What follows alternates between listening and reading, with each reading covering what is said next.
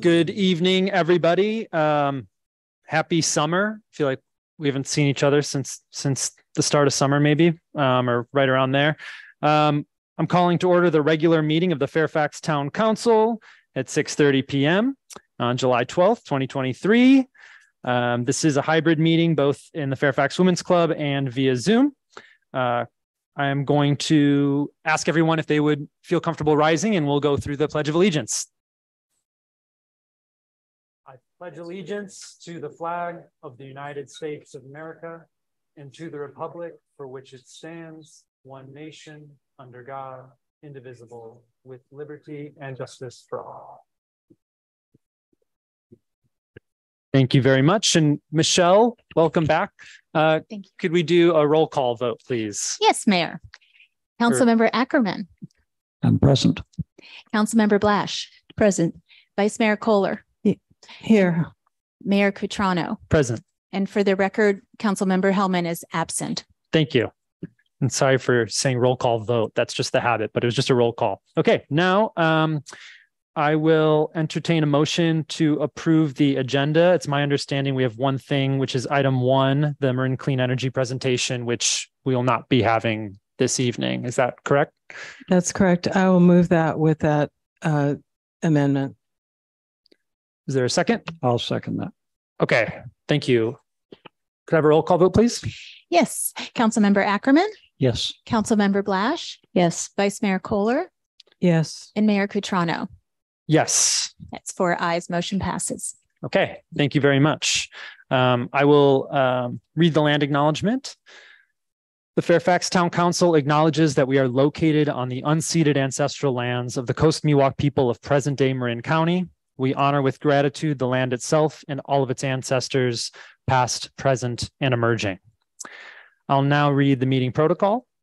The mayor shall maintain order at the meetings. The council and the audience are expected to refrain from using profane language and or ridiculing the character or motives of council members, staff, or members of the public, and to maintain standards of tolerance and civility.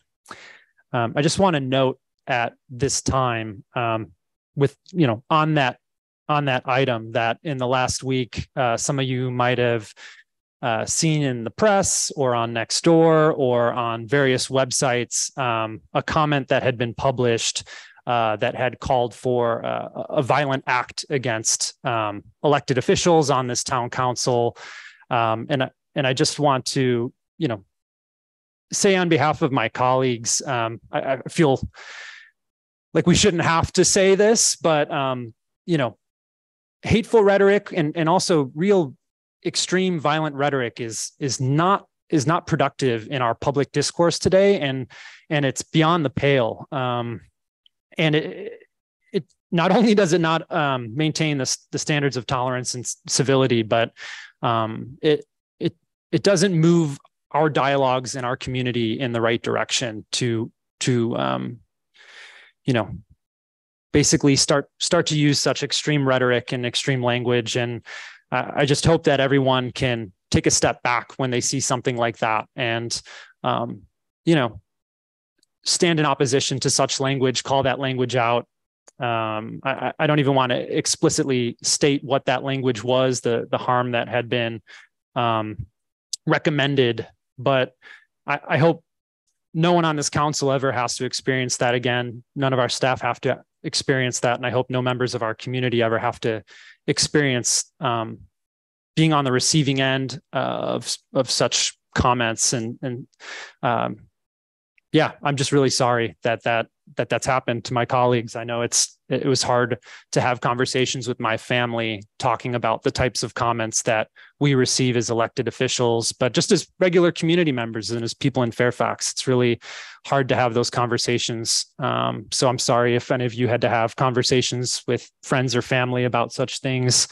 And hopefully we all can stand against hate and stand against that kind of extreme violent language moving forward, and forge a better Fairfax for all. So, I'll leave it there, but I'll just note the town council will review this agenda at 10 p.m. to ascertain which items, if any, will be continued to another meeting. Any matter not started by 11:30 p.m. will be continued to an adjourned or regular council meeting unless the council votes to suspend this rule. And announcement of closed session actions, if any. We did have a closed session meeting on June 28th, I believe, and there are no actions to report out of that closed session. Announcements, just briefly, plenty of town committees to join. So take a look on our town website for more on that. And at this time, we'll move to open time for public expression. This is a time to address the council on matters not on the agenda. All comments are limited to 2 minutes, subject to the mayor's discretion. Note that there's no extra time for groups. The council isn't permitted to take action on these items as state law strictly limits the right of the council to discuss any unagendized item unless it's can be demonstrated that it's of an emergency nature and immediate action needs to be taken. We're going to do 15 minutes in the room and then 15 minutes on Zoom. And if there are any raised hands after 30 minutes, open time will be continued to the end of the agenda. I know that there's some folks here speaking in solidarity with neighbors or in groups. And what would be really helpful is to yield time, or if you want, you can stand up or something like that while your colleagues are speaking. But we prefer to just move through this 30-minute process for open time real quick and get to the regular agenda and the business that we've agendized this evening. So with that, I'll open time for public expression. And please. Good evening, council members and community. Jody Timms, I'm speaking from I live on Cascade Drive. I'm speaking on behalf of the Fairfax Climate Action Committee. Just wanted to give you a short report. We tabled last Sunday at Good Earth, and we had some interesting conversations. Somebody brought us literature on geoengineering, so that was new for us. But we also ended up talking with the owner of O'Donnell's, and he was just encouraging residents and the town operations to always plant native and drought-tolerant plants, and also those helpful to pollinators. So I just wanted to pass that information along. We'll be tabling again on August 6th. So we are engaging in community discussions out there and would love people to come by.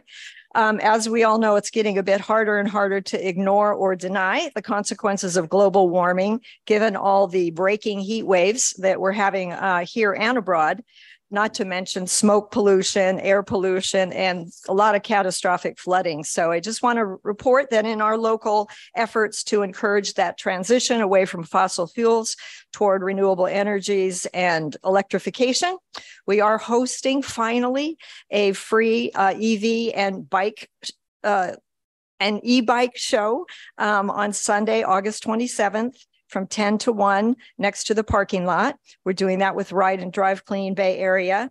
So please spread the word. We've got some flyers. They're just getting printed. So we'll be going around and asking businesses if they'd like to put them out front. But we encourage people to come on by, check out e-bikes. Don't buy a car if you don't need it. But if you do, please think about an electric vehicle the next time around. We're having our next monthly meeting next week on the 18th here at 7. So encourage people to come. We could use another member or two. And also our 2 summer college interns have been a lot of fun to work with. They're funded by 350 Marin and also the University of Chicago. So stay tuned for their great projects coming up. Thank you. Thank you very much. Next speaker. I am reading this for Susie Bergen, who's been working really hard on this whole project, but is sick this evening. Sure. Can you put the mic up a little closer? Sorry. No, all good. Is that better? Yeah, it's perfect. My name is Hillary Whitman. I live on 16 Spruce Road, and it borders Fairfax Lumber. And so I'm speaking on behalf of my neighbors, and this is just a little update. Last fall at the October Town Council meeting, the council members voted and approved a subcommittee to be a tool for communication and collaboration for members of Spruce Road and Fairfax Lumber. Sadly, this subcommittee never shaped up to be the collaboration that we had hoped. It seemed the folks at Fairfax Lumber did not want to take part in a working effort to find common ground solutions with their neighbors. Mayor Cutrano tried a few times to bring them to the table, but had no luck. Although there are plans for a new fence, these plans would require up to 26 more trees to be removed. The tree committee put forth their recommendation last month to either move the fence line based on our suggestion so that more trees don't have to come down, or for every tree that comes down, a replacement would be planted. The Planning Commission meets to discuss this item next week. I'm sure you know much of this, but in the spirit of collaboration, we wanted to share an update on our collective thoughts on where we stand. Fairfax Lumber has agreed to wetting down their loads and using professional grade sprinkler systems to manage the dust in their yard. This has not consistently been happening unless we call and complain. As a reminder, we believe that Ace Hardware Fairfax Lumber is in violation of specific town codes, and we implore you to help enforce these codes and understand the actual harm this is causing to the Spruce Road neighbors. In the spirit of good environmental practice and being a good community member, which Fairfax Lumber claims to be, we ask that they be required to follow the recommendations of the tree committee, pave their service road, install and maintain upgraded sprinklers, and cover their bulk bins. Thank you. Thank you very much. Next speaker, please. Hi, John Fitzpatrick. I'm here for the Dominga Napa Road, and I have a place on Napa Street. And the cars that come down Dominga and take a right-hand turn without stopping, it seems to be it is dangerous. And I'd like to, maybe somebody could look into putting a stop sign there, if that would be possible. And that's my 2 cents. Thank you. Thank you, John. And just staff, could we look into that issue? Thank you. Mark Bell, Fairfax. Your agenda is in violation not only of the Brown Act, but also of a California appellate an appellate court ruling, which said that you can have 2 minutes of time for comment. Number one, if the agenda is extremely long, you're expecting a lot of people to speak. You don't have a long agenda, and there's nothing here that's a hot ticket item. In the Brown Act, it says before or during consideration of each agenda item, the public must be given an opportunity to comment on the item. The way this is set up and the way you've conducted meetings in the recent past is that you have a consent calendar, sometimes with as many as 27 items, and you don't give people sufficient time to comment, sometimes 7 seconds on an item. This is the same thing tonight. You're at 2 minutes. There's no reason for that either. It's 3 minutes. This is a California appellate court ruling. I thought you were supposed to be following the laws of the state of California. This is adjudicated law. This isn't something that you can willy-nilly decide that you don't want to hear public comment and cut down the public's civil right to hear it, to be heard. I don't know why you continue to do this. I think that this is an emergency situation. We have an attorney here, and I believe that we need to know the public why you continue to do this. Thank you, Mark. Hello, Town Council. First off, I've made a request to your building and your, building department to clean up your property on Forest Avenue. This includes trees that have fallen down, smashed my fences, sitting in snags my trees at risk when people are underneath them, hurting them, and the buildup of general garbage coming against my fence. So I hope the council will not thwart those efforts so the council can be responsible for their property. I'd also like to address the whole item that the world is changing, and we're certainly seeing climate change. I think it's really in poor judgment to knock off all these combustion opportunities to mitigate this fire damage by cutting our trees and everything else. And it might be maybe not even a noble, but a novel approach to try to make everything battery powered. But with the rolling blackouts, that actually takes away our collective ability to mitigate this fire. So I think that there could be better opportunities of how to apply for a better carbon footprint, including coming up with a way to recycle batteries that are not recyclable. And last but not least, I'd like to ask, has the council actually looked at the general market for where we are on the rent control issues you put forth? I know of your concerns that you've now requested the police department to be here during every meeting that this subject is here and give additional patrols to when you guys walk home. If you're so fearful of the community, maybe we should rethink the positions we're taking and engage your community. Your community is not hostile to you. And I appreciate your comment, Chance, about the comment. From my understanding, because I also looked into it, it appears that of the 14 pages that are put up, and truthfully, I've not been on Nextdoor, but of the 14 pages that are put up, they were put up in haste. And when that comment came up, I also called the person that was the editor, and he said as soon as he found out, he took it down. He said he also made a comment or a footnote that they don't embrace that type of language and certainly shows no hostility to the council. We'd like to persuade you guys with good judgment and better opportunities, but nobody supports any hostility. So the question might be, how did that get in there? Because we don't know where it came from either Thank side. you, Michael. That's you. your time, but thank you. Any other speakers? This is the time for public open time. Hi, good evening, Council. My name is Joe McGarrian. I'm a Fairfax resident, and I work here in town at Good Earth Natural Foods. And I am going to inform you that we lost a community member June 12th, a coworker of mine who worked in the town of Fairfax for 18 years. His name was Efrain Reyna.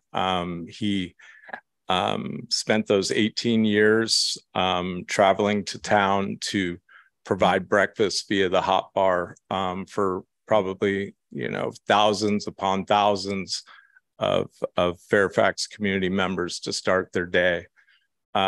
He died as a result of it was this horrible intersection of so many things that are wrong in our society. He was diabetic, and he struggled to get the insulin needed. So his insulin intake was on and off, and he couldn't make enough to survive here. So he worked a second job, and during that second job, and probably his 12th or 13th hour of work, he spilt scalding hot water all over himself, and he had recovered. But about a month later, that incident, interacting with his ongoing diabetes, he had a heart attack and died. And Efrain hailed from the state of Guerrero in Mexico, a little tiny town there, and he fled that state to come here as a result of a lot of the economic situations because of NAFTA and a lot of drug war policy that takes place there. So these things, that are all happening, we just need to do better. And thank you for your work. And remember his name, Efrain Reyna. Thank you. Thank you, Joe. And we'll be sure to add Efrain's name to our adjournment this evening. Thank you. All right. Check. Can everyone hear me? Yes. Hi, my name is Todd Greenberg. I live in downtown Fairfax, or what was known as Fairfax before. Some of us are wondering whether it should be renamed or is functioning as Unfairfax. That sort of seems to be what's happening here. And I want to make note that we all just pledged allegiance to the U.S. flag, which represents all kinds of diversity. And we can talk about that later on agenda item number 5. I have 6 things that I want to convey. That's number 1. Number 2, nothing to report in closed sessions. That is the de facto statement all the time. Public money is being spent on these. The public should be aware of something that comes out of these sessions. I'll give you for instance. Apparently, there's been 3 closed sessions related to the town manager, and there are contract amendments that either have been made or discussed, but I'm not aware, and anyone that I've talked to isn't aware of what they are. The public's entitled to know that. So I question, and others question, why we aren't being informed of things that we should be informed of in those sessions. It seems like some things are either not being disclosed or being buried.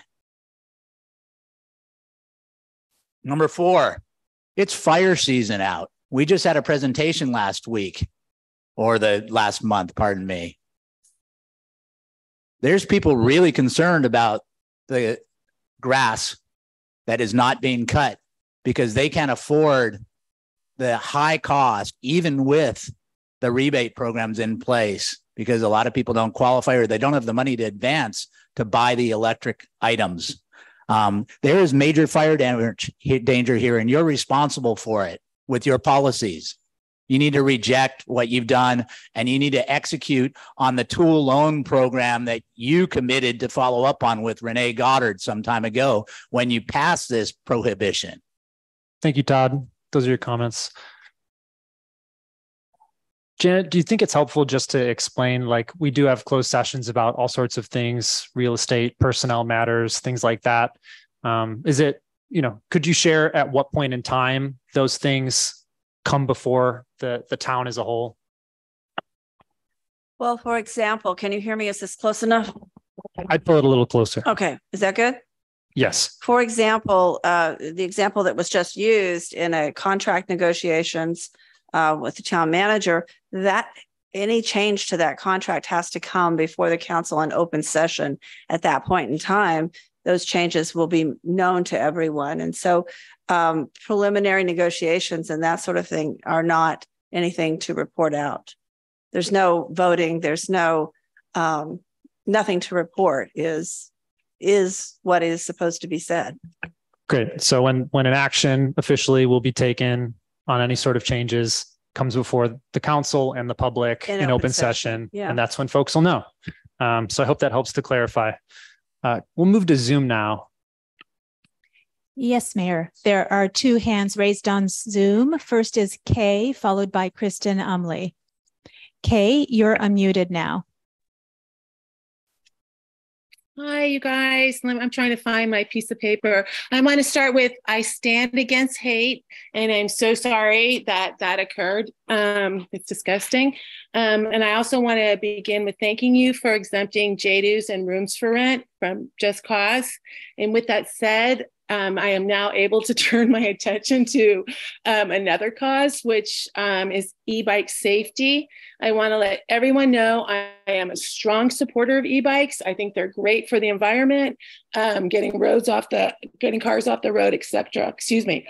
But with that said, I also believe we've witnessed a lot of unsafe practices from our youth. I personally have seen middle schoolers do wheelies in Red Hill parking lot. The other day, there was two young girls, a near miss without their helmets on Lansdale while I was riding my bike.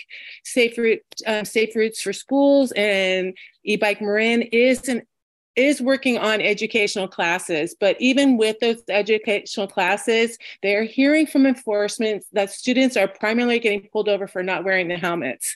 And this is something they know to do, and this is taught to over 10,000 students annually, so it's not due to lack of education. Peer pressure is strong, and we scientifically know the frontal lobe is not fully developed in teenagers, which gives them a sense of immortality. We also know there's a huge uptick in ER visits due to e-bike injuries, and I will work on getting our local data from our three ERs. And the National Transportation Safety Board states that injuries are vastly underreported, and Sanitas just declared unanimously a local emergency after a 15-year-old boy was killed, allowing increased budget for enforcement classes. That's pretty much all I want to say, except for I'll email you guys, but can you guys let me know what you need from me or what the town council needs before we dedicate some time and money to help make our roads safer for cyclists and pedestrians? And then with that said, if I have another minute, I would really like. Sorry, Kay, that's the end of your time, but okay. Please send us your additional comments. Can I say one sentence?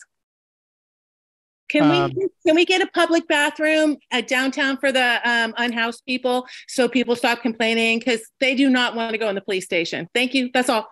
Thank you, Kay. Next speaker, please. Yes, the next speaker is Kristen Umley and Kristen, You're unmuted now. Good evening. Can you hear me? Yes. Yes. Great. Thank you. So my name is Kristen Omley and I live in Fairfax, and I was recently appointed to be the commissioner for the town of Fairfax on the Marin County Commission on Aging. The Marin County Commission on Aging is a federally mandated advisory council, and the mission of the commission is to promote the dignity, independence, and quality of life of older persons through advocacy, information, programs, and services.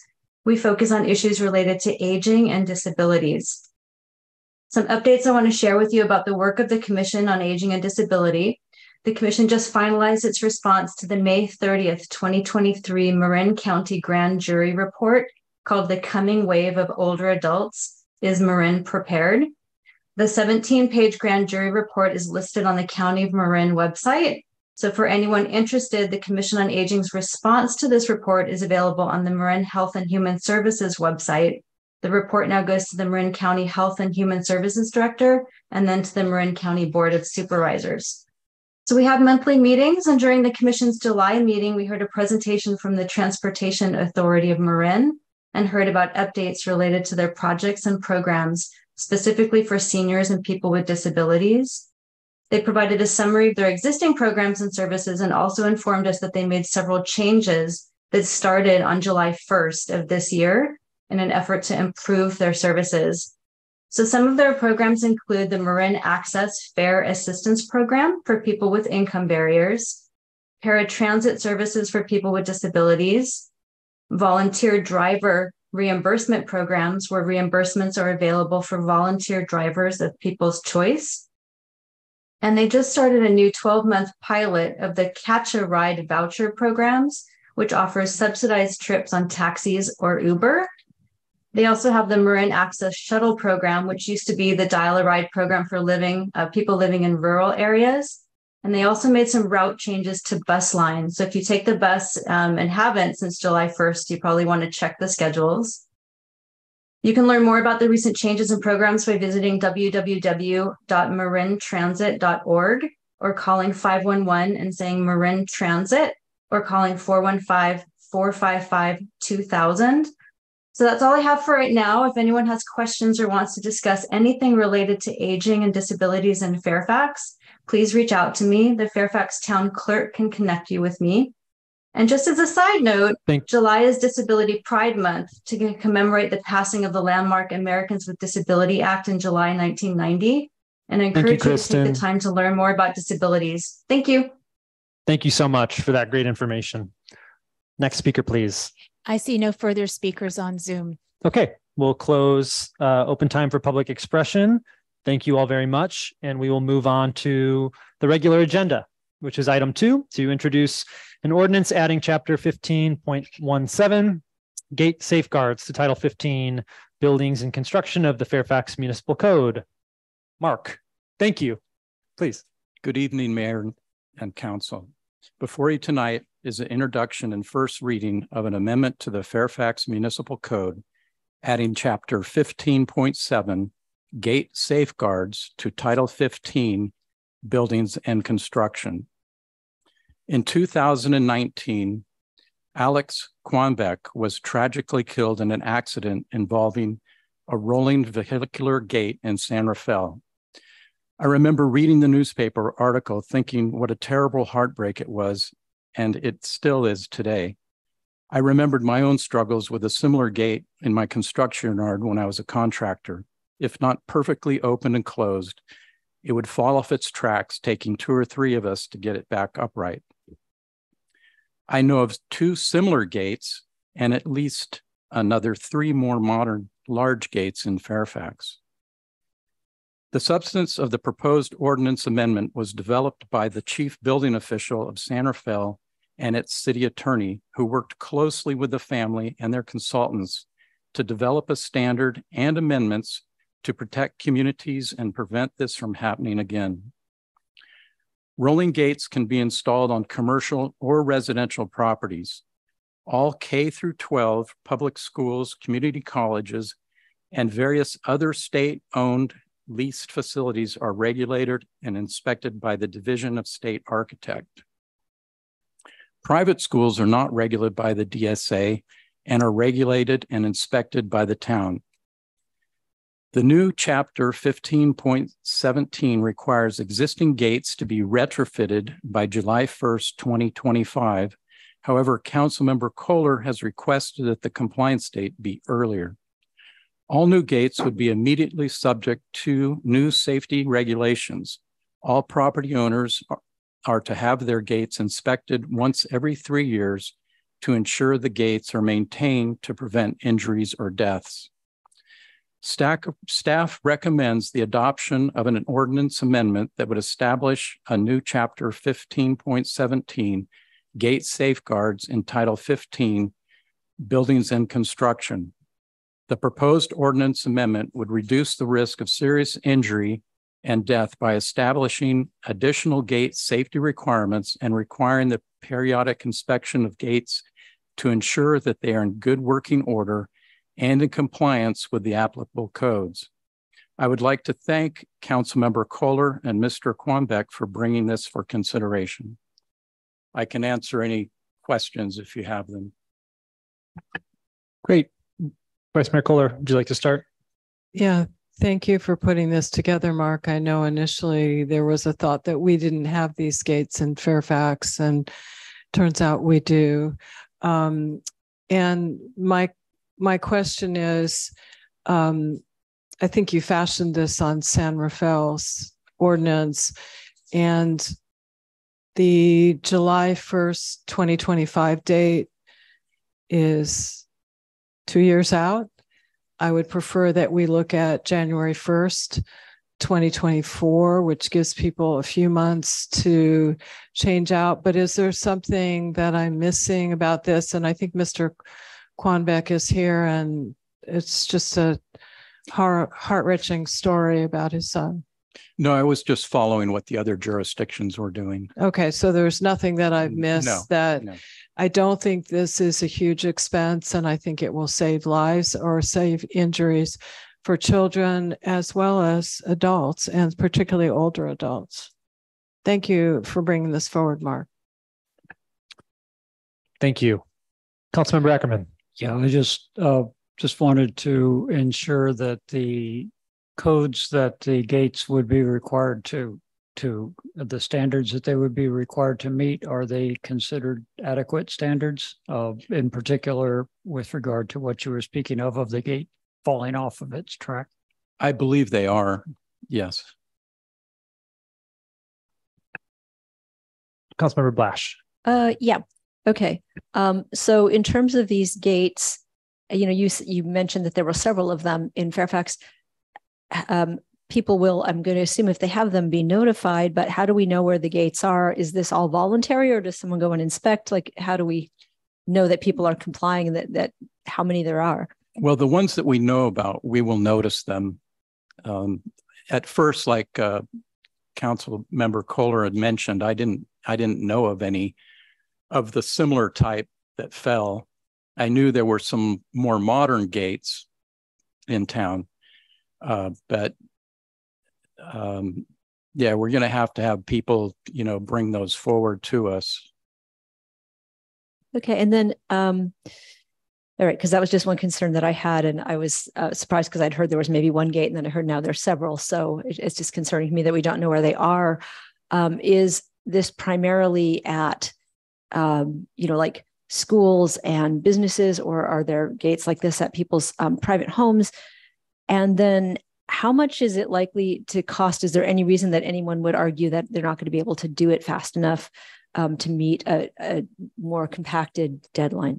I don't think so. I think that they should be able to do it pretty quickly, and the cost is not exorbitant. We have one gate at a church site.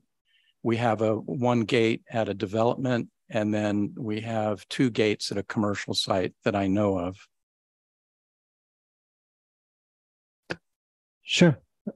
So since this is starting to unravel, and I realize there's very limited staff, yourself, perhaps our public works director, I'm wondering if we can do kind of a cut through town to make sure there aren't any that we're missing. So we're not just relying on folks to bring them forward to us.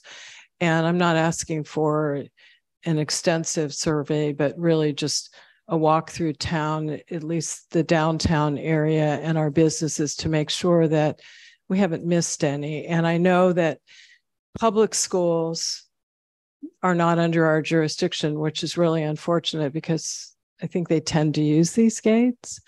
But if we pass this, and I think we will, I'm wondering, even though we don't have jurisdiction, if at least we could send a letter to the public schools in our area, just letting them know that we passed this as an FYI. Mm-hmm. I think that just would be a good move, because I'm near White Hill School and I believe they have some of those gates there.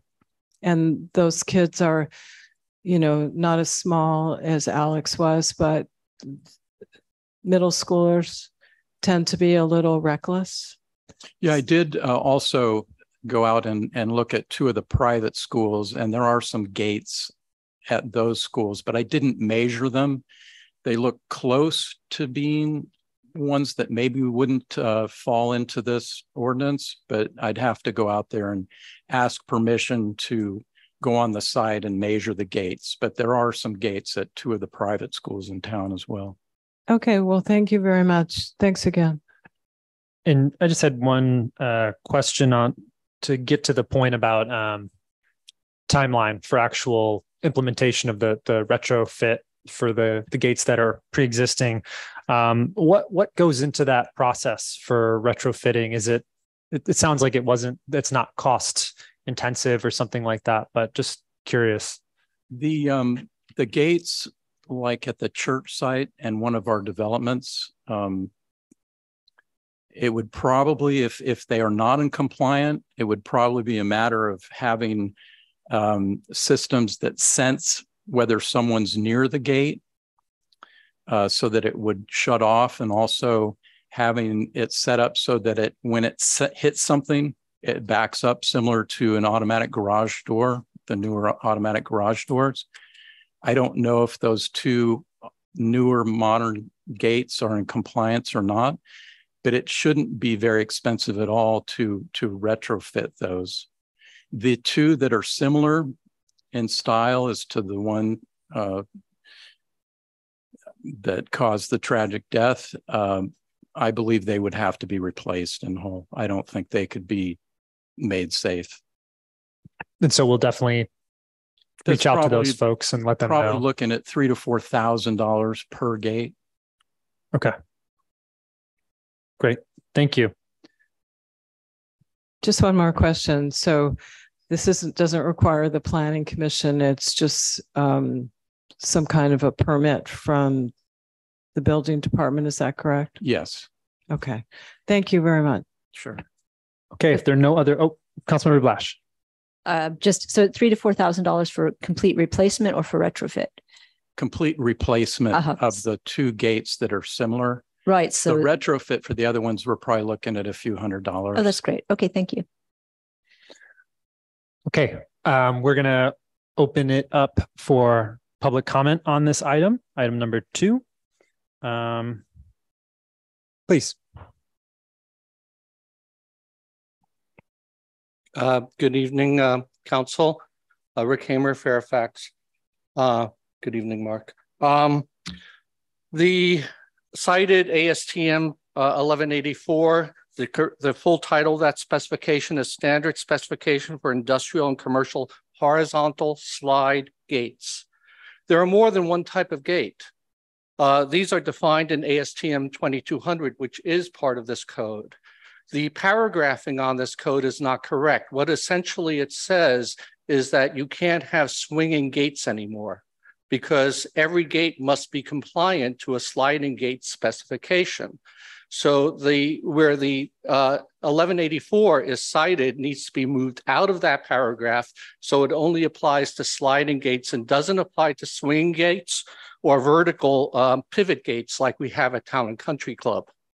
So there are a variety of different types of gates. Now, if this were codified exactly as it's presented, There would be no other type of gate allowable in Fairfax except for a horizontal sliding gate or roller gate, the horizontal sliding gates as defined in ASTM 2200. Thank you. Thank you. Next speaker, please.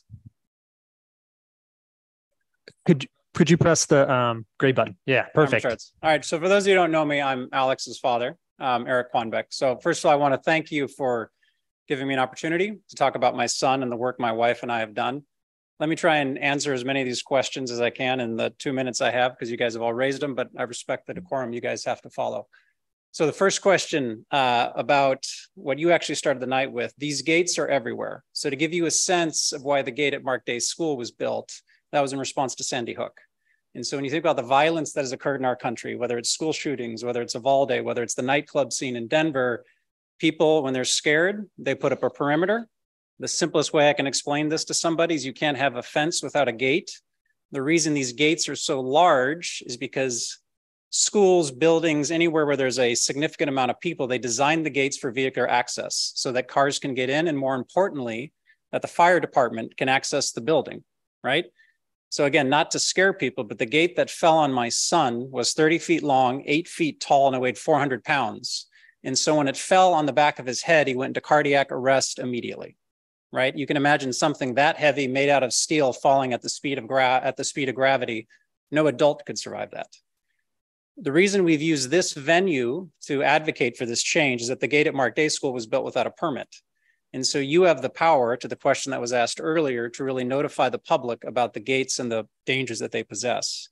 I believe you asked a question, the gentleman behind me addressed this to some degree. ASTM is the governing body, right, that specifies standards. They can't make requirements about how gates should build. That standard that the individual is referring to, I'm not a lawyer, that standard was revised in Oklahoma City at the national conference in honor of Alex. And so the question about swing gates he brings up is true, but the language has been modified because swing gates are next on the agenda for the ASTM. To give you a sense, there was a woman in Utah who was decapitated by one of these. The last thing I'll say, and I obviously respect your time, the cost, it's a $50 part to retrofit the gate. It's probably an hour of labor. The simplest analogy I can draw for someone is if you think about your closet door, you know how it rolls on a rail, and we've all had our closet door come off. That same physics design is how these gates are built. When that gate comes off the fence, if you put what's called a fall stop post, it falls and hits the post. It's a $50 piece of metal. It doesn't fall and hit the ground. So the gate can still malfunction. It goes from being a fatality or a potential fatality to an injury to a child, et cetera. So thank you again. Thank you, Eric. And we're very sorry for your loss, and thanks for bringing this forward. Anyone on Zoom? I see no raised hands on Zoom, Mayor. Okay, we will take it back to council. I just have one question before we take action on this. So that the way I read that ASTM F1184, it seemed like it was referring specifically to height as it relates to that standard. But can you correct me, Mark? Am I reading that correctly? Sorry, I have the standards here, but no, I'm not real familiar okay. with it. Got it. Thank you. Vice Mayor Kohler? Yeah, I'd like to make a motion to introduce, waive first reading, and read by title only an ordinance of the Town Council of the Town of Fairfax, adding Chapter 15.17 Gate Safeguards to Title 15 Buildings and Constructions of the Fairfax Municipal Code, with a change to Section 15.17.060, changing the date for existing gates from July 1st, 2025 to January 1st, 2024. Is there a second? I'll second that, and with the understanding that this is and the thanks to people and jurisdictions, and to you, Mark, who have worked on this. Rather than trying to amend it, I think it's a lot of work has gone into it, and so yes, I'll second that motion. Great. Motion Kohler, second Ackerman. Could we have a roll call vote, please, Michelle? Yes. Councilmember Ackerman, Yes. Councilmember Blash, Yes. Vice Mayor Kohler, Yes. and Mayor Petrano. Yes. That's 4 ayes, 1 absent. Thank you very much. And thank you, Vice Mayor Kohler, for working with Eric and Mark to bring this forward. Moving on here, we are moving on to item number 3, to adopt a resolution authorizing the town manager to issue a notice of award and execute a contract with Gelati Bros for the 2022-23 street improvement project for 1 base bid only, or 2 base bid with any of the alternatives, 1, 2, or 3, or to reject all bids. Public Works Director Umbertus, this is yours. Thank you, Mayor Cutrano and council members. It's my honor to be in front of you to discuss and present this item on the 2023 Streets and Roads Improvement Project. We do have a short presentation that we can show you. If you can bring that up for us. And then we'll start with a quiz, actually, our item. And I'll also say that they probably go by Gelati Brothers. It's what it says on the agenda. That's true. They probably say that instead of bros, but maybe they say bros. I don't.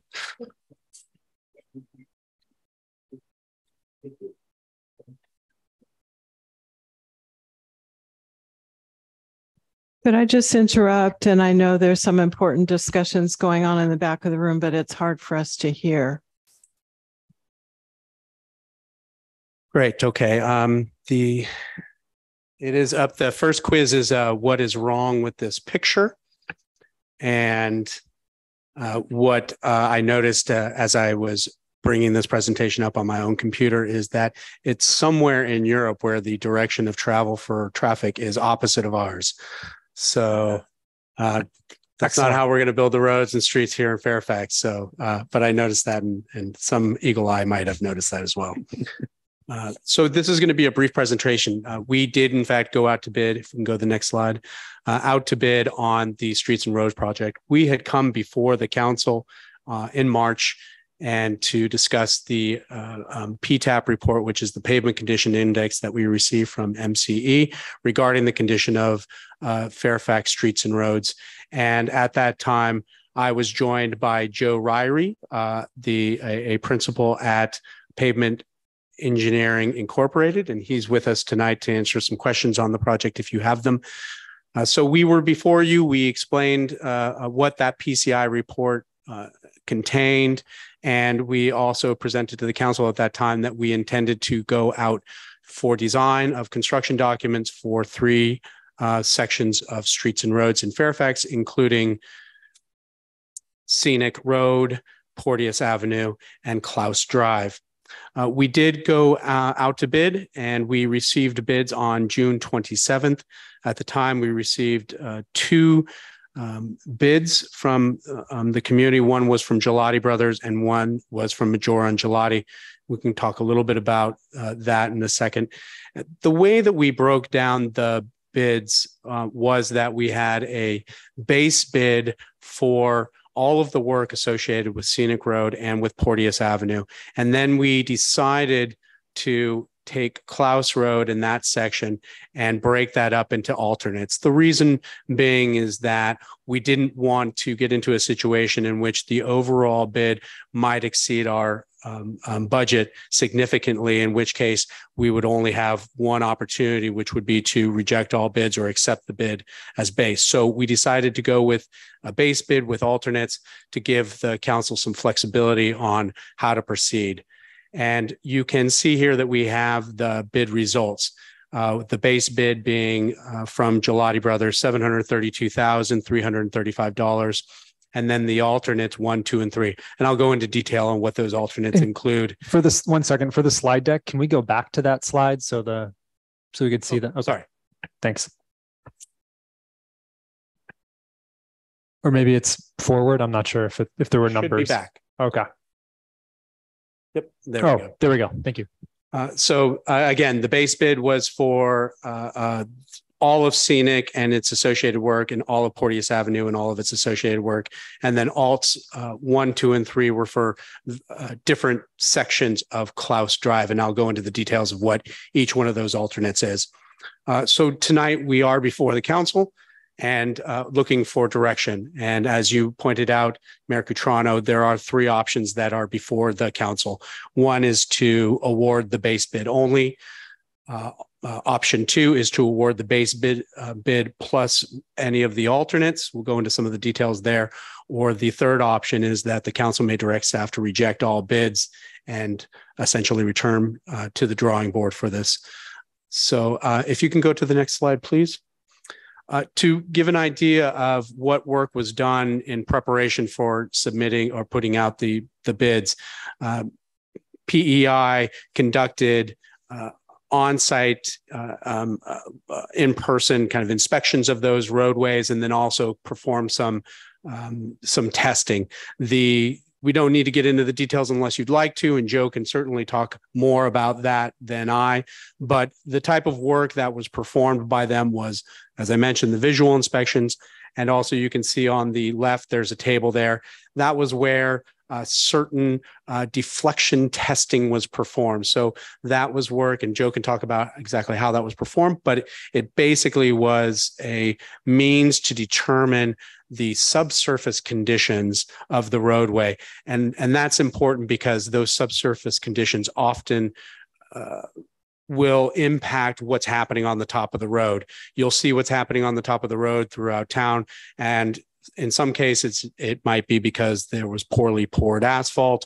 In other cases, it might be because the subsurface underneath that asphalt has too much flexibility, and so it causes the surface to degrade faster than those surrounding areas. So this is a graph that shows that in these particular locations, here's where the deflection was greater or lesser than a certain standard that they would like to see.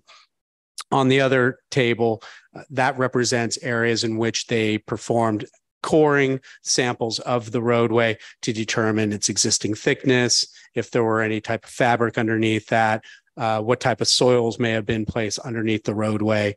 And so that gives us a better idea of what it would take to repair it, bring it back up to its standard. So if you want to come back and revisit some of this, we certainly can do so. If you go to the next page, please. The results of those surveys and inspections generated the design drawings. And within this drawing, and I know it's difficult to read, so I'll try to explain a little bit about what's happening here, but the different types of shading represent what is being asked of the contractors to perform. So that lighter cross hatching is your standard road paving segment that we're requesting the contractors. And most of it is typically, I think, a 4-inch hot mix asphalt.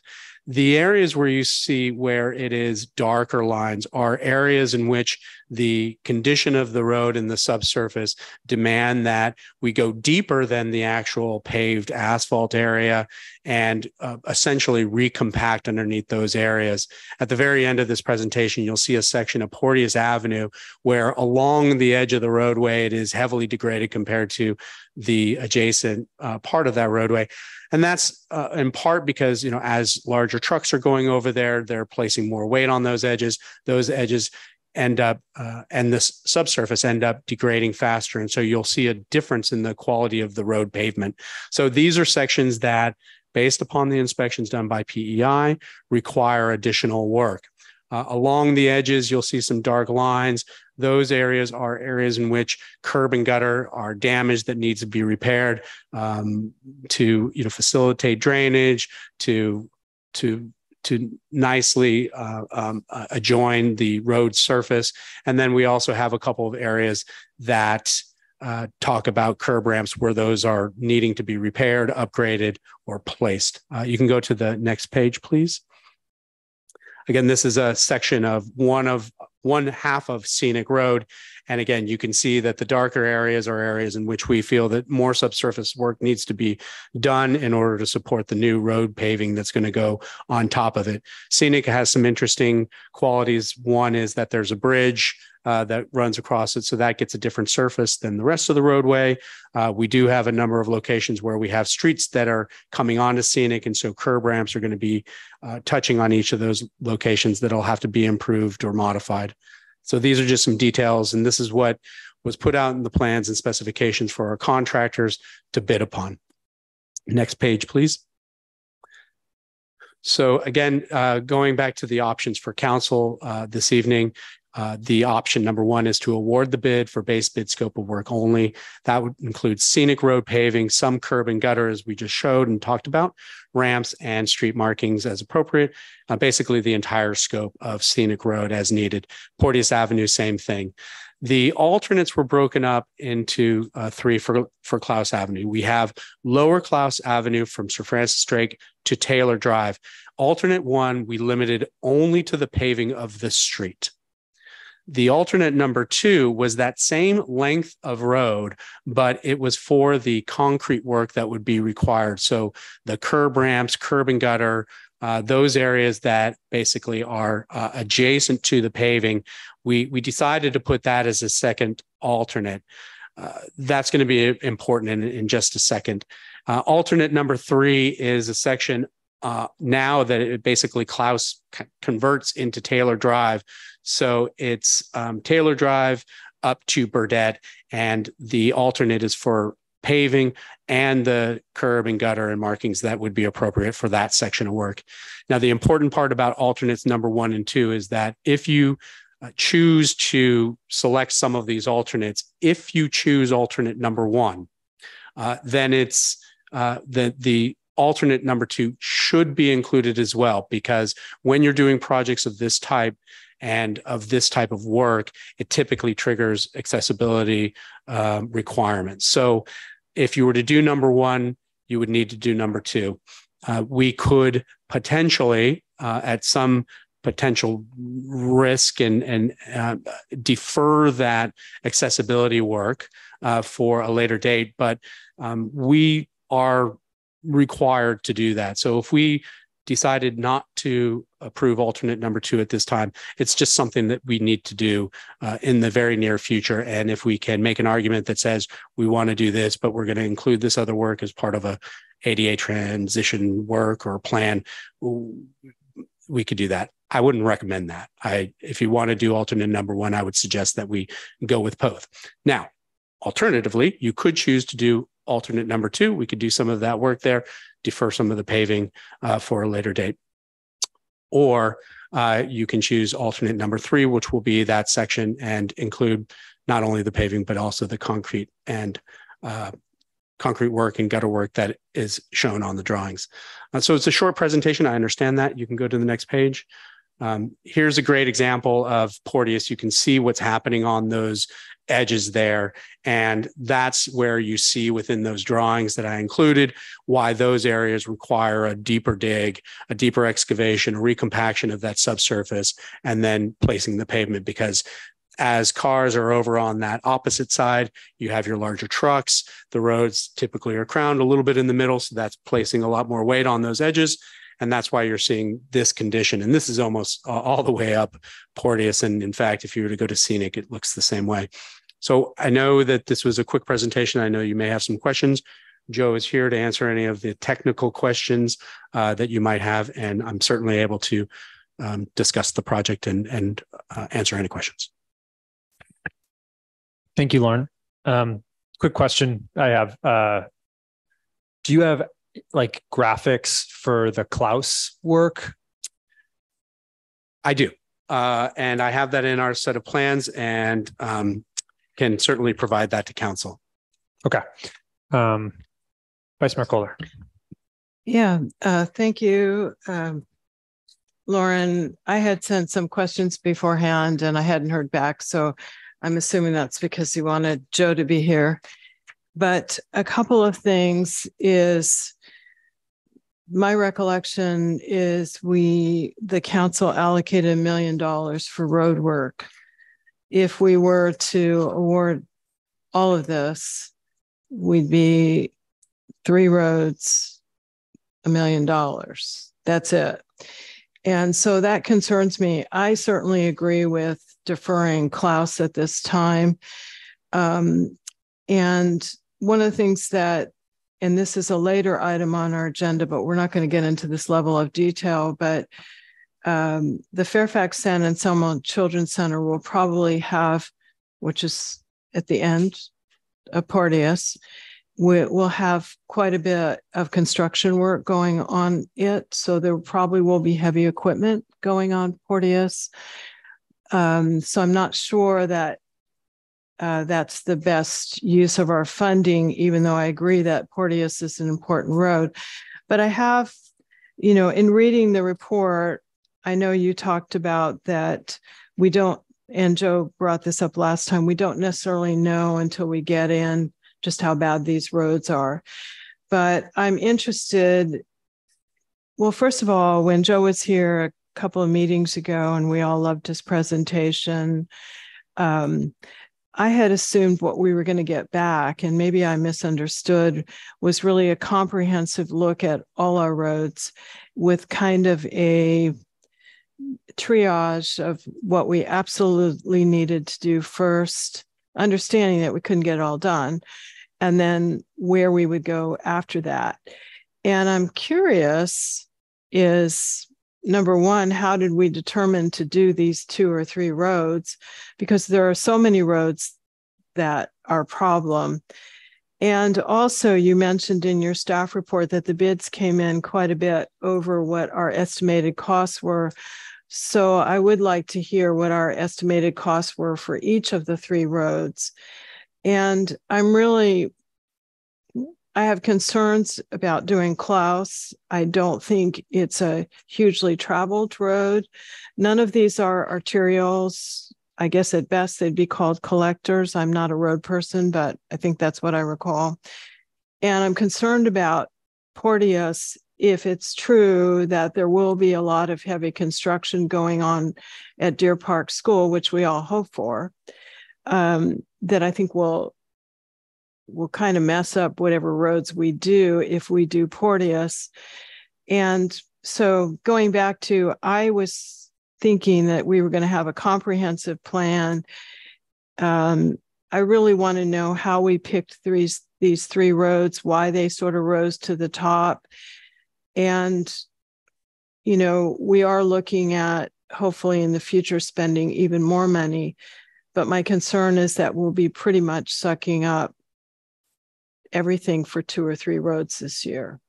And there are no contingencies in this. And usually we have something like that. So that's a lot. And hopefully it'll be easy to answer. Sure. I will do my best to answer those, Councilmember Kohler. And if I forget one of them, let me know. Remind me. So I will start with your question regarding these streets and the comprehensive plan. The comprehensive plan was a second task of work that PEI still has under contract and that they are currently working on. And so that will be part of what we will present back to council, which will be, you know, our 5-year plan. And it will take into consideration what the council has approved for funding and will basically identify streets, identify what we think will give us the best return on that investment. And so Joe's working and his team is working on that now. We in the council meeting that Can I just interrupt Sure. briefly? Do you have a estimated time for when we would see that comprehensive plan? I can ask Joe if he's prepared to answer that question now. And I'm just looking for a rough idea. Please. Yep. Thank you. Yeah. We probably will be able to come back with 100% in about 2 months. Thank you. Thanks, Joe.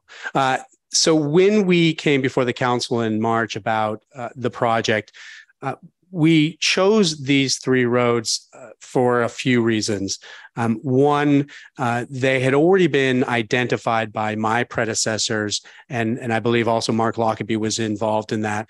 The interim directors of public works Jonathan Goldman had engaged the services of PEI to generate kind of a 5-year plan.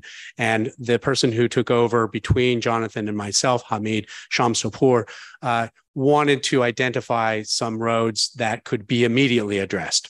So when I came on board, I told Joe I wanted to do both things, that we wanted to identify some projects that we could get in quickly and in this season potentially, and then generate that 5-year plan so that we could look further ahead for projects over the next couple of fiscal years. So the Scenic had already been identified, I believe, as a road that was important to the community, and that was something that we wanted, that had already been identified as a potential project.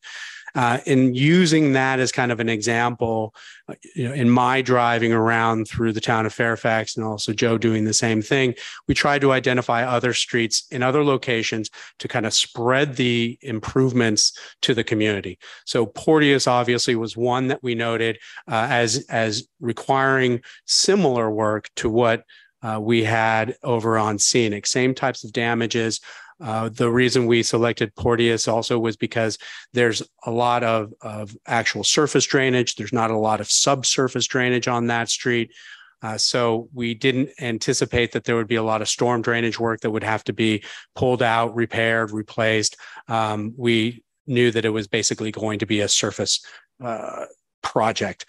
Klaus we chose because it is close to the downtown. It comes, feeds a lot of that community up on that side of the town, down onto Sir Francis Drake. So for those 3 reasons, their length, the type of work that we identified, it was my recommendation that those 3 be considered for that work.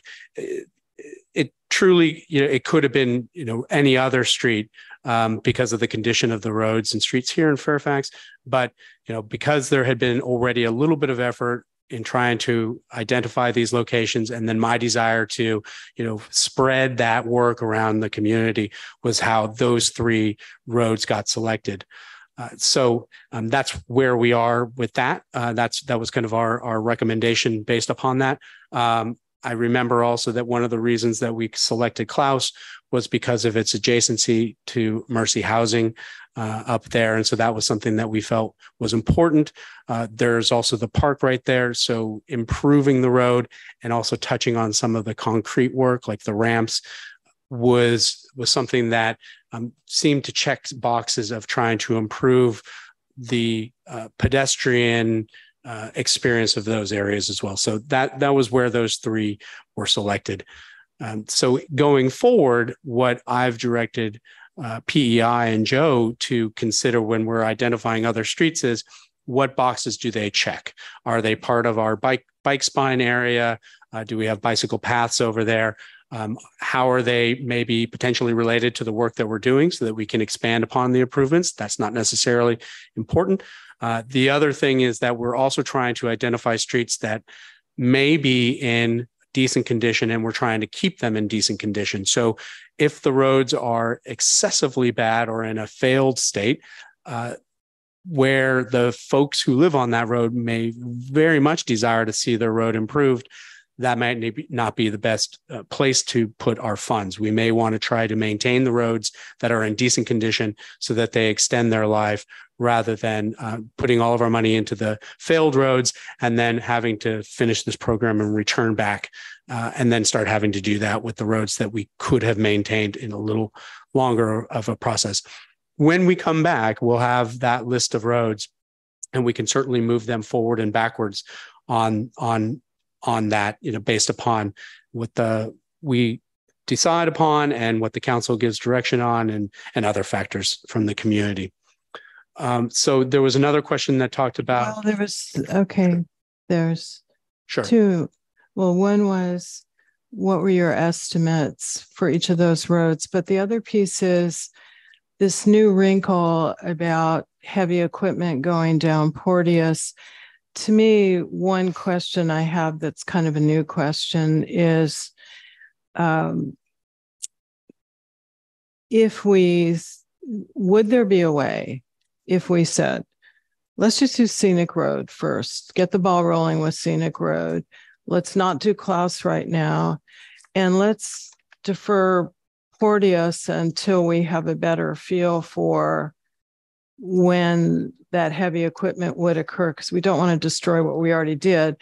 Is there a way, the way this bid was done, to separate out? I mean, we would probably just have to reject the bids and start over. Is that correct? I'm seeing some heads nodding next to me. So heads nodding. I do believe that we would have to reject all bids in that particular case, because we do have a base bid. We received a valid responsive bid from one of them. If we go and change that base bid, we've really changed significantly the conditions of what our requests for proposals were. So I don't believe we can do that. Now, let me talk a little bit about your concerns, which are valid. And Joe can talk a little bit about what we're intending to do here and what the ultimate work will entail. So one, if we choose not to, assuming that that becomes a possibility, if we choose not to do anything on Porteous, certainly the condition of the road will get absolutely worse. If that is in fact the case, that we're bringing in heavier equipment, it will certainly degrade even further, which could potentially increase the cost of repair if we go back out to bid on it at some later point. That's kind of an assumption, but if in fact they are running big equipment over there, the areas that may not be included in the excavated areas, those over excavated areas may now increase in length. And so we may have more over excavation to do based upon that. That's kind of a guess on my point, but I think that that is a valid one, given that what is damaged will continue to get damaged. Now, this is more of a question that Joe could potentially ask for. The intention of what we're trying to do here is repair this road in such a way that it can actually handle traffic and it can handle larger trucks. And so what we're trying to do is make this road such that it will be able to handle vehicles that are large. So Joe, if you can perhaps touch on that and say, you know, what your concerns would be about having heavier traffic on a newly paved road. I'd be happy to, Mr. Mayor and members of the council. When we designed Porteous, well, let me back up. When we were here in March, we talked about the overall design of a road. What does it take to determine how thick the road needs to be? And we look at two different items. We look at what's underneath the road, which is why we did the coring and the investigation to figure out what was there. But the other thing is what's on top of the road. And so that's a projection that we make. And for Porteous, we designed it for typical residential use road, that it's going to be receive 3 garbage truck trips per week. It's going to be able to handle the panel vans that we're seeing on a daily basis, the Amazons, the UPS, the FedEx, the UP, and the Postal Service. Those vans are running every day, 7 days a week on the roads. Those are your heavier vehicles. And so when we designed the road, we designed it with the idea that we needed to build that bank account in there so that when the vehicles ran over it, you would have it. Now, so just one question though. I wasn't talking about the Amazon panel trucks and the. Oh, I know. So, yeah. And we don't know when that construction would occur. It could be 3 years down the road. Mm-hmm. But heavy equipment, which is not those panel trucks, have you designed it to withstand that kind of work as well, so that we're sure when we spend this money that, 2 years down the road, it's not messed up? When you design the roads, you account for the miscellaneous moving van, the heavy construction vehicle that comes through there. But if you know that there's going to be a large project that's going to run many vehicles on the road, then the answer would be, quite honestly, no, not for that type of loading. But what Lauren mentioned is 100% true. You run that kind of loading on the road in the condition that it is, and the failures are gonna get expanded. Does that help answer your question? Yeah, I think that's good. But just one quick follow-up. I'm sorry, I'm not trying to belabor this, but I think I am. I'm okay. You were talking about pavement. You're right up my alley. Love this it, is fun. But just so we go forward, we do Porteous, and it's been designed for the normal kinds of trucks and occasional trucks. Mm-hmm. Let's say 3 years down the road, we do some heavy equipment, and maybe there won't be that many trucks going down. Do you think if we go forward with Porteous and design a good road that's meant to withstand the normal kinds of traffic with some intermittent type things, do you think it would be minor repairs that we'd need to do potentially? I mean, I know that's looking into a crystal ball, but rather than major repairs, because I think Lauren was speaking to the idea that if you leave it as it is and there's going to be big trucks going down there, you're probably going to have road failure, right? Right. Yes. So you're right, trying to project forward in terms of what it's going to look like in the future if heavy vehicles are running on it on a consistent basis. That is kind of hard to tell. The occasional heavy vehicle on there, the road is designed to handle that. An ongoing project that, let me just share this in terms of a concern. What I've seen other agencies deal with when they know that there is a large project that's going to be happening on the end of the road. Part of the permit is a requirement for that construction, if it's going to be excessive, to also condition improvements on the road. Thank you, Joe, and thank you, Lauren, for answering all my questions. But one quick thing, did you have an estimate on what those 3 roads were going to be, each of them? I do. And so let me jump a little bit back onto that. And what would occur, what I do know that Mark does on certain projects is that he requires that improvements take photographs and video of roads, on their approaches towards their project. And that's used as kind of a method to ascertain whether damage occurs as a result of a project. The idea of paving a road and then having it become damaged immediately thereafter is nothing that I would like to see. I know no one would like to see that. However, if Porteous Avenue does get repaved and it is in essentially a pristine condition between now and the time that it works, it will be easier to ascertain if there is damage that is a result of a project. At this point, if they were to start doing any work and try to evaluate their impacts upon the existing roadway, it's impossible for them to say, we're not responsible for, or it's impossible for us to say, you're responsible for that. They'll say, this is a terrible road. We will have the benefit that if a project does occur down at the end of Porteous and it has been repaved, we have a good condition road in which to point to say, this is what it was like when you got in here. Whereas we wouldn't have that great of an argument to say, this is how bad our road was and you've made it worse. So that is one thing that we would be able to show a little bit better is any actual damage that might have resulted as a result of any project. I shouldn't, say that we can do other things, but, there is the potential of also using Myrna, as a route. So if trucks are coming in there, we could have that discussion. I'm taking a look at the roadway maps. There are more hard turns coming off of Myrna than there are on Porteous. So, certainly that creates some challenges, but those are my comments on that. So thank you. Those are both very helpful. Thank you. You're welcome. To your question on the estimate. So PEI did create estimates beforehand that we kept to ourselves, but which were helpful in generating the engineer's estimate. And so just for the base bid project, PEI's estimate was approximately $570,000. And as you know, the project came in at around $750,000.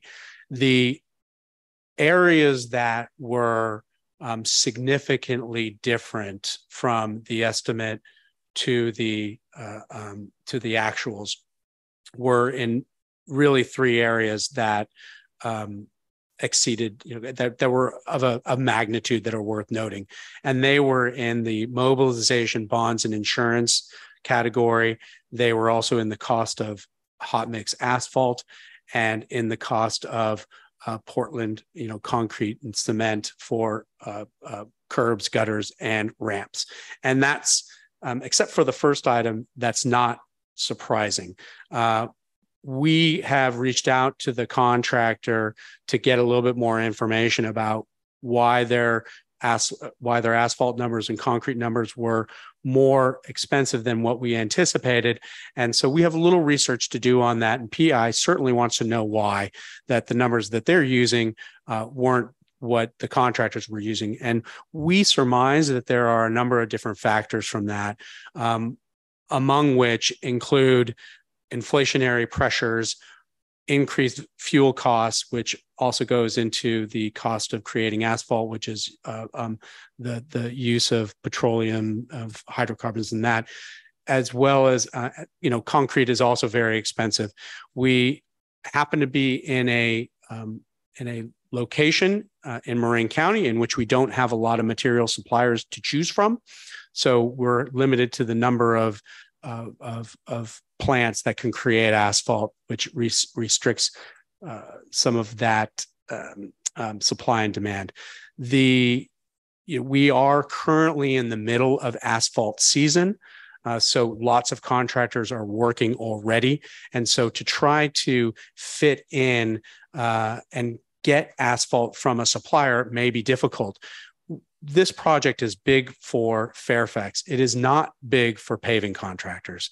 So we are trying to squeeze in a plant to generate asphalt for our small town when they're trying to produce asphalt for 101 or some other long stretch. So I think that there are a lot of items where we kind of are facing different factors as to why those three items are expensive. We'll do some more research. If the council approves award, we'll certainly have an opportunity to talk to these contractors, build a relationship with them, and get more information as to why these numbers are off. But those primarily were the three areas in which we were surprised, or not surprised, but three areas that were more expensive than we anticipated. Thank you for sharing that. I really appreciate it. And I don't have any more questions, surprisingly enough. Thank you, Vice Mayor Kohler. And just one quick clarification on what you just said, Lauren. So the PEI base bid estimate was around $570,000, and what Gelati Brothers came in with was 730, a little over 730. That's right. Okay, got it. 32,000. Correct. Yep. Okay. I have another couple questions, but any questions from my colleagues? No, my questions were answered. I was also thinking about the condition of the road on Porteous if there is construction. I would hope, looking into the non-existent crystal ball that we all wish we had, that the kind of work that the Fairfax San Anselmo Children's Center would require would not involve a lot of excavation. That's my understanding. And I would think that it's excavation and dump trucks full of dirt and rocks that would be the heaviest materials. So that's just my thought on that. But it's a very good point. Thank you, Vice Mayor Kohler, for bringing that up. And I would concur with you on that. And I'd also make a point that once we complete this, we will list this road as a moratorium road. And what really, I think, degrades the condition of roads after they're completed is excavations for sewer laterals, gas lines, water line replacements. Those are the ones where you're getting a smaller dig out. And so each one of those creates a seam in which a car driving over it, has an opportunity to start degrading that. That's where you really start seeing the problems on a road. And that's one of the things that you would note on Upper Klaus, as a matter of fact. If you go up on Upper Klaus, you'll see where there are a number of those dig outs. Each time you have one of those, you're talking about a different surface and a different quality of asphalt that goes into that patch. If we have a situation in which we have a contiguous pour of asphalt, a lift of asphalt, and you're having cars running over it essentially straight, that's less of an impact upon those roads than if you have them making hard turns or if they're having to go over these small dig outs. So we'll certainly make sure that we restrict the ability of doing small dig outs and repairs and make this into a moratorium road. And if I could, just because we've got such expertise here, the photo that you showed, which I believe that was on Porteous, or was that on Scenic? The photo of the road and showing the left side of the photo with a lot of cracking. It just struck me, you were saying that could be because that's where the tires run, and so that's where the most pressure is, but there's a line down the road. And in fact, there are other lines across the road as well. It seems to have been created in strips somehow, but that cracking is really noticeably on one section. And I just wondered whether that was something having to do with the way the road was created in the first place, that side of it doesn't have the same base. I would just note that road is really narrow and people tend to park on the other side. So if you're driving down Porteous, you're probably going a lot to the left as you're headed towards Deer Park. And if I could ask the town clerk to bring up the presentation again really quickly and go to the last page. What I'm noticing on that, and that's a great question, is that if you take a look at this picture, and the details may not be as fully clear, but you certainly have that line where you have that left side of paving, or left side of the picture on the paving. And if you take a look in the middle, you can see that there's almost a center line there. And you can see that right in the last page. So you can see that closest to us in the very middle, that there's kind of a width of asphalt there that's about 2.5 feet wide. It's like a strip. And then there's a perpendicular line, and you can kind of see that strip continues on. Those types of elements that I see in a road typically remind me of a trench that was dug and a new water line or a new sewer line that was placed. And then that's the section. Now, on the right-hand side, you can see, again, that you have that strip and it's not in the same condition. As has been pointed out, everyone parks on that side of the road. So all of the traffic is being centered on that center line, or even just a little bit immediately to the right of it. So it's bridging that section, and then at a slight tilt on that left-hand side. That's me taking a look, and if you were to say, why is this happening? That's my guess on this. There could be lots of other factors, but just looking at the way that these lines are drawn and the fact that there is always a wheel on the left-hand side of this picture and not necessarily always on that right-hand side. So that could indicate what's going on there. And as you say, that could be an earlier repair, a cut that was done and then repaired. So, okay. Thank you. Thank you, Councilmember. The level of work that you're proposing on this road would eliminate all of these differences and go deep enough that you would really have a completely new roadbed across. I'll stare menacingly at Joe and say, yes. Yes. Excellent. Councilmember Blash.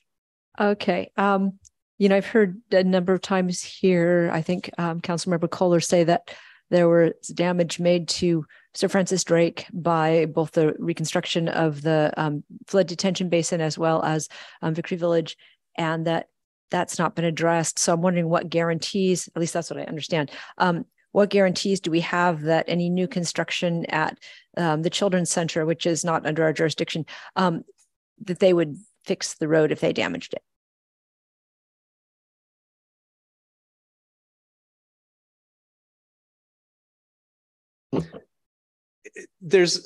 I can answer one part, and Janet can add in a lot, and Mark would probably be a great resource to bring this up to and bring it with.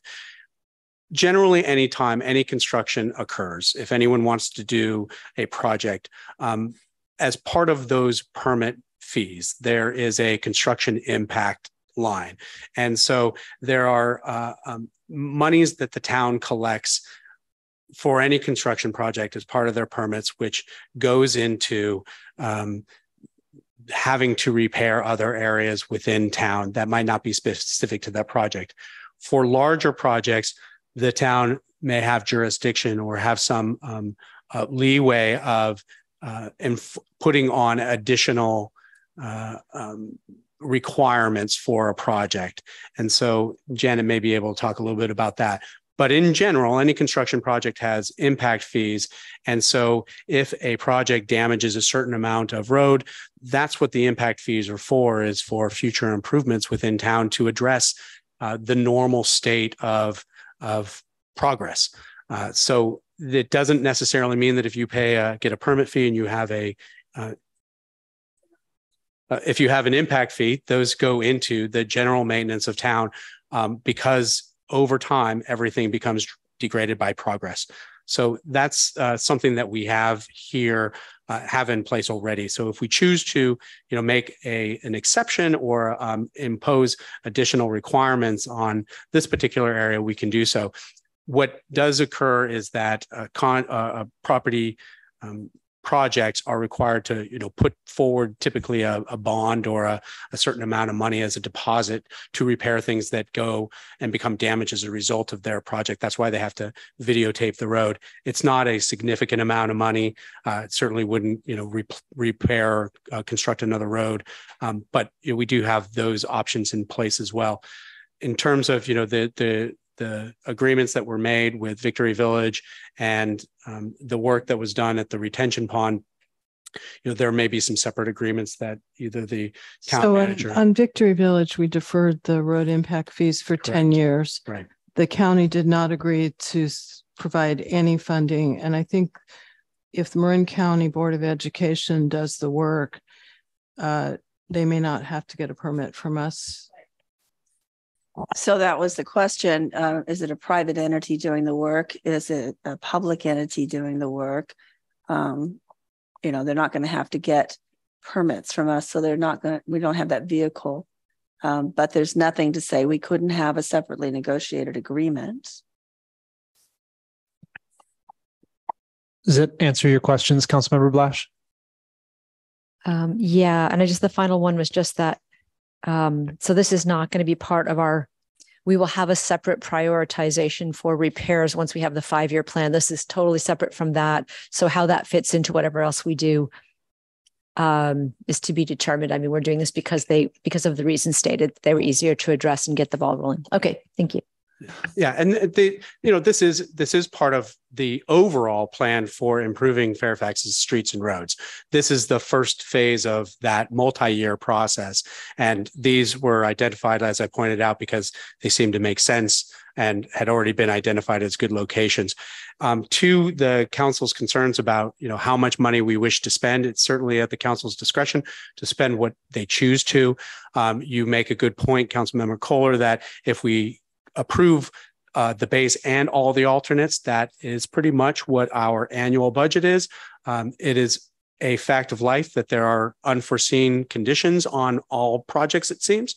So we are pushing ourselves up to that limit, and with the potential that we may exceed that, which is not my desire to do.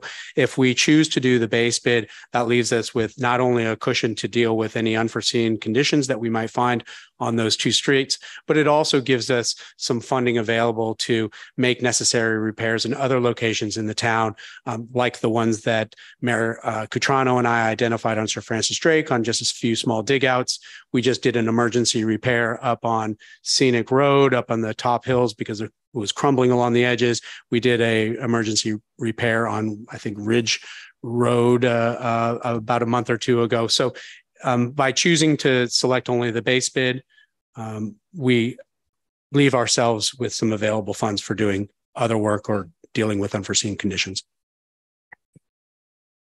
I just have a couple sort of practical questions about the state of how we approach pavement management. So if we say didn't go forward with this particular project, where we're at in the calendar year, is it likely that we would be able to go out to bid for other projects, or would this basically be like the last opportunity to work on pavement projects this calendar year, and then we would just have basically money banked for next calendar year if we didn't move forward with this? I'm trying to get a handle on like when, the seasonality of this sort of work for contractors.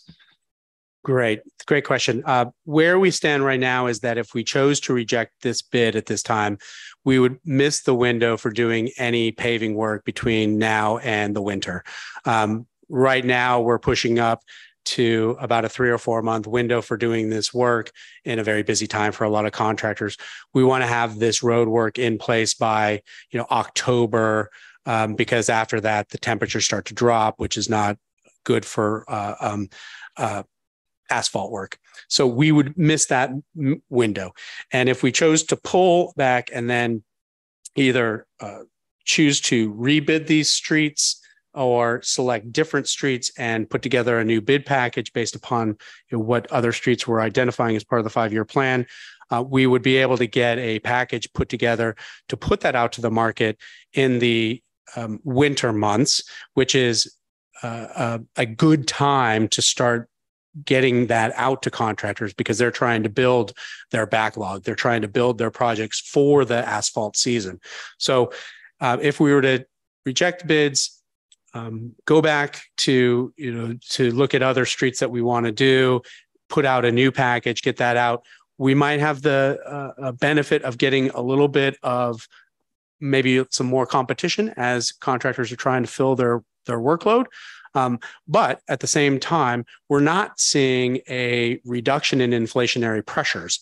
We're still seeing that that's going up. We're seeing that the Federal Reserve may be raising their interest rates again, another percentage. So that may have impacts upon, the ability to get any prices. It's unlikely that we're going to see asphalt drop down 20, 30% from where it happens to be today. Maybe it drops down 5%. Maybe it never goes back down again. Maybe it just doesn't increase as quickly as it has in the last year. So the benefit of delay, which is to go back, find some other streets, do some of that, I don't know that we're gaining anything other than pushing this off a little while longer. I spoke with Joe and said, is there any opportunity that we can take a look at what we've actually put into these plans and reevaluate the scope and try to reduce the scope in some way? And Joe's response was, if you reduce the scope, you increase or you shorten the amount of time that you will have an effective road. So just as a very simple thing, if you take 4 inches of asphalt and you just go down to 2 inches of asphalt, you're not having that life by half. You're probably reducing that usable life by 2/3. So it's not a linear relationship by let's reduce half of the scope or half of the asphalt and we get half the life and we get 10 years instead of 20 years. It doesn't quite work like that. So there are certainly some potential benefits from holding it off, but I don't think that we're going to see us coming back to these projects, for instance, 6 months later and finding that they're going to drop significantly in price or at all. Sure. Okay.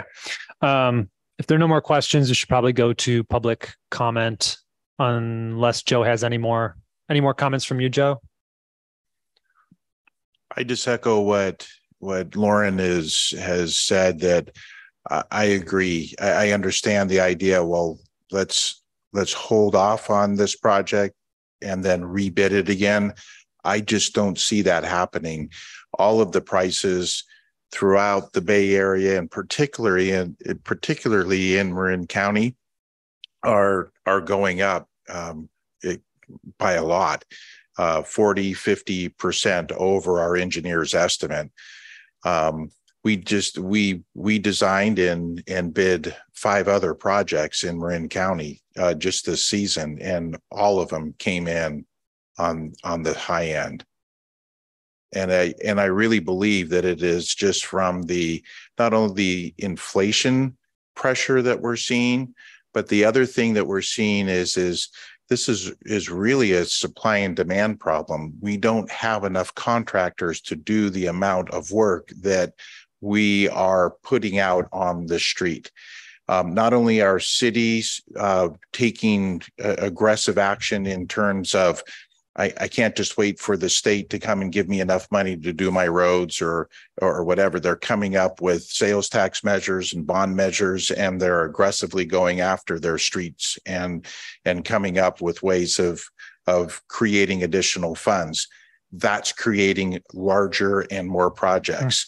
The other thing to think about is whenever we pass a bond measure for schools have a lot of pavement, and so those schools get new pavement, and there's only a limited resource of contractors that we have that can do that work.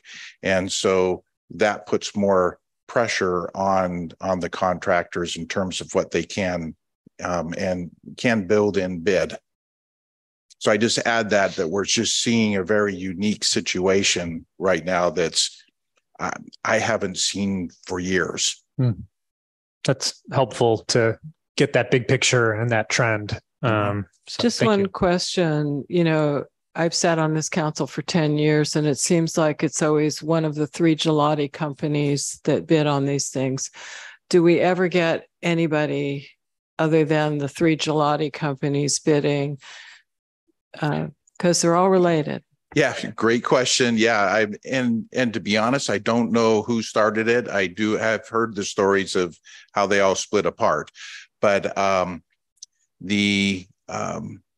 yes, we are starting to see new contractors coming in.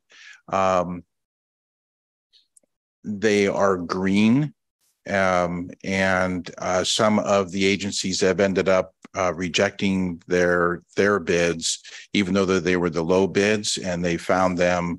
Wait a minute.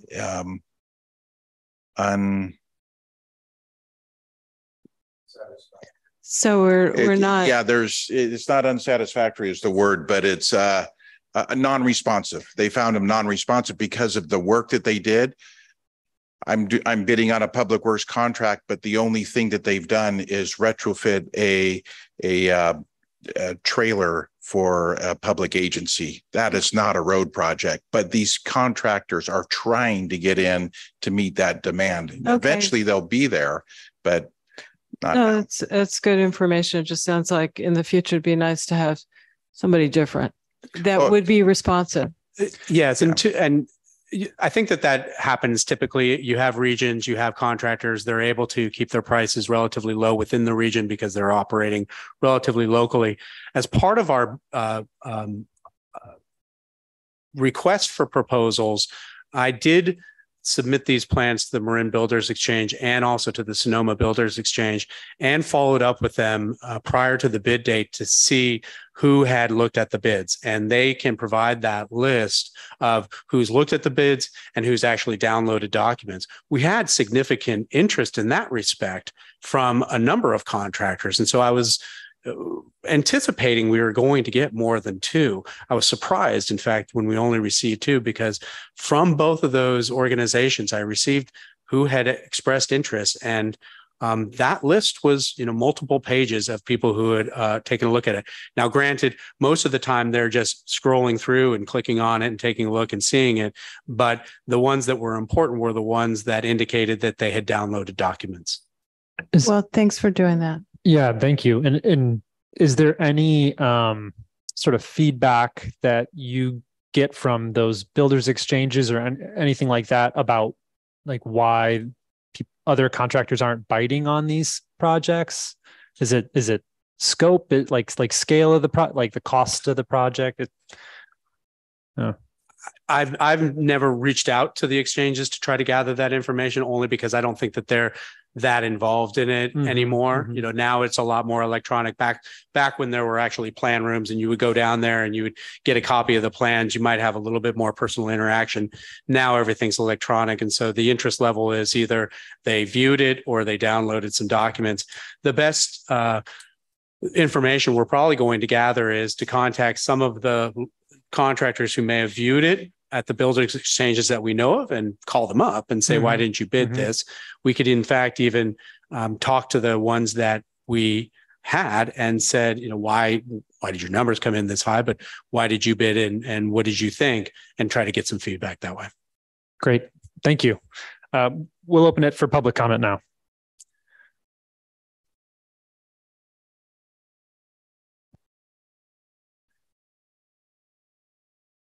Hi, Todd Greenberg here from downtown Fairfax. I have a number of comments. First, thank you both, Lauren and is it Joe, for the hard work you've done. I know it planning takes a lot of effort and a lot more effort than many people understand. And that is one reason why sometimes you won't get a bid back from somebody. And it requires, as you're indicating, a reach out and a documented reach out, not just a phone call. Well, I didn't get a hold of the guy. So I've got a number of requests and a number of suggestions on how this might work better. First, before I proceed, though, I want to make note of the puzzling thing here that there's a 28% increase. And Joe said that the actual work's coming in at 40 to 50%. But pavement is only one aspect of what costs are in doing construction and renovations. And as a council, you are limiting owners of properties that rent them to less than 0.6 of the local CPI, which is just so far away from what these actual real world costs are. I want you to think about that because that's just so wrong. But now here, I'll go quick.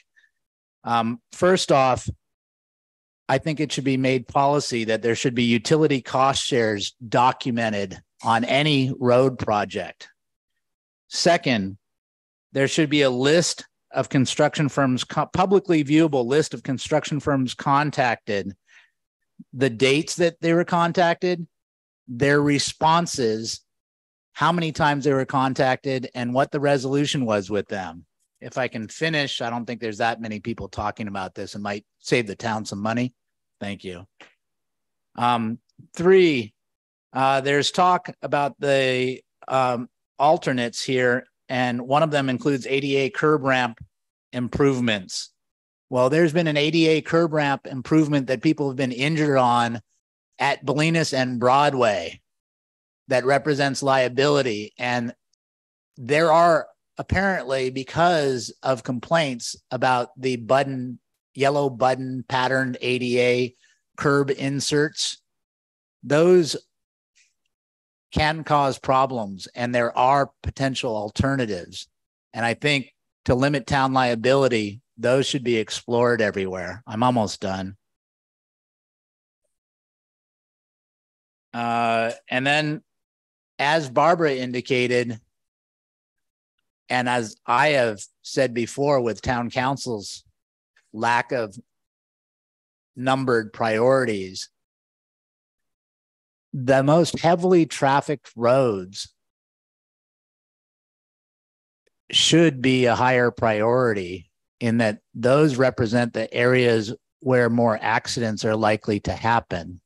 That should be weighed, and there should be a framework that weighs that versus the other roads. I think Barbara was trying to address this. And I will point you to the public works director in Tiburon who has a developed framework for doing this. And they run their road maintenance program very well there. I think Fairfax could benefit by reaching out to that individual. Thanks, Todd. Thank you. 4 minutes. And I'm sorry, but for future folks, please try to get your comments in concise, and it's actually helpful if they're actually on the specific topic we're talking about, just because that'll help us hit the 2-minute mark and get through these items. We are 2 minutes is a violation of my civil rights. Okay. According to the California Appellate Court ruling. Your time has started, so please. As far as this goes, I'd like to know if you've reached out to PGE, Ross Valley Sanitary, Marin Water to see if they're planning to do any work on those roads in the near future. Because as you pointed out, probably half of that road was torn up for some type of pipeline. And if they have to go in after we've just done the road, guess what? Might as well not have bothered. 3 roads at almost $1 million. And I think we were talking $10 to $11 million for all the roads in Fairfax. I think there's more than 30 roads or 30 parts of 30 roads in Fairfax. How are you planning to do that on 10 million if that's what the costs are? And have you reached out to any East Bay companies? They do a lot of paving over in East Bay, whether Contra Costa, Alameda, etc. All those places out there. You can go, you can look at the roads, you can look at the malls, you can look at whatever. There's no lack of paving going on there. And I know that a lot of times people have territorial rights that are unstated, but I think it's time to move beyond that and see what else we can do. You still have 30 seconds. Well, hey, I'll just stand up here and welcome Michelle back from her vacation. Did you do any gardening, or did you just like lay on a beach and hang out? Oh, okay. Thank you. Hello, Council. I want to start by saying that, Lauren, you did a wonderful presentation. I thought that you presented the information very well and very palatable so people could understand it. I remember Joe's first presentation. I also thought he did a good job. Suggestions on where to reach out. I would suggest reaching out to Amy Dutra and find out who is in surplus and or who is going to all of a sudden have a different project canceled so that they'd be interested in stepping in and filling that void. I think that could provide us a great product. I think that Barbara's comments were also very well stated, as well as Todd and Mark's. I think that we need to add one other thing, though. So if we're going to have housing put in our community, which will also be looking to upgrade the roads and tear them up, I think that overlay should also be considered for any road project that we're putting in. I think an overlay of all utilities is prudent. I do agree with Barbara on the fact that on Porteous, the school will probably have to increase their communications, maybe fibers, which might be subterranean, as well as increase their sewage capacity, as well as laterals. I'll bet the town would do well if we had an encouragement program that said, hey, you guys, we're doing a road, and so we want all these laterals be put in place before we start cutting it up. And for those communities that get those laterals in place, they should have a higher priority on these roads. So I think that's a nice way to look at it. But I very much agree that if we're going to be looking at anticipated projects for the school, when we've already talked about the deficiencies at school, and that's why it's being looked to be given away as surplus, and that's why I believe, looking at staff report, Fairfax does want to accept it. I think that should be considered, and that road should be held off with a finite date for them to be done. And last but not least, I really do find it comical that when I'm up here, I'm listening to all these inflationary pressures. They're saying, oh my God, it's going up, up, up, up, up. But then you limit the ability for somebody to raise the rents when we have these same pressures of insurance and repairs and property taxes and utilities that we can't keep up with that same inflation. Thank you. Thank you, Michael. Anyone on Zoom? There are no raised hands on Zoom. Okay, then we will take it back to the council here. Yes, Vice Mayor Kohler. Well, I want to say that, first of all, I appreciate your patience and responses and the work. I think Lauren explained pretty well why these streets were chosen. I do like the idea of deferring Klaus. I think that leaves us a little over $250,000. I'm hoping not to spend more money on these two projects, but for the emergency dig outs and maybe some of the slurry, those kinds of things that'll give us a little bit of flexibility. And so even though I raised some concerns about the Fairfax San Anselmo Children's Center, I do think that's going to be a ways out. And I think our town attorney mentioning, even if they don't need a permit from us, we can probably get some kind of agreement to do some repairs on the road if need be, or put some money together for that. So I think others wanted to talk, but I'm ready to make a motion when the time comes. Thank you. I just had a couple more questions, follow up on a question Mark raised, which you've mentioned in prior meetings regarding how we're thinking conceptually over the next 5 to 10 years about pavement management, but trying to schedule projects alongside work that PG&E or Ross Valley Sanitary or Marine Water are going to do. Have you been able to look into those issues or potential conflicts as it relates to these specific roadways? The answer is yes. So we, when we identified these 3 streets, we actually reached out to all of those utilities and let them know that these were streets that we were interested in. We also received some information back from them on roads and projects that they were going to do. In fact, on the Klaus Street, at the intersection there of Klaus and Taylor, I believe that Ross Valley has some small work that is anticipated. So we left that small section out of our plan so that we would not conflict with that. We did, in fact, speak with PG&E to make sure that they had, where their projects were anticipated. So we did do that coordination and reached out to them. AT&T and Comcast are a little difficult to try to corral. They're not as good as those other 2 agencies. We also reached out to MMWD to see where their projects are. In fact, I think I was in a meeting with the town manager and Ross Valley Sanitary about projects and about what we wanted to do. So we have contacts within those agencies, and certainly we do not want to pave a road that has already been identified on one of their schedules for improvement. So that will be something that we'll take into consideration. Looking just at street view on Porteous at the end where it meets the school, I noticed that there are some power poles that are up there. So everything is above grade at this point.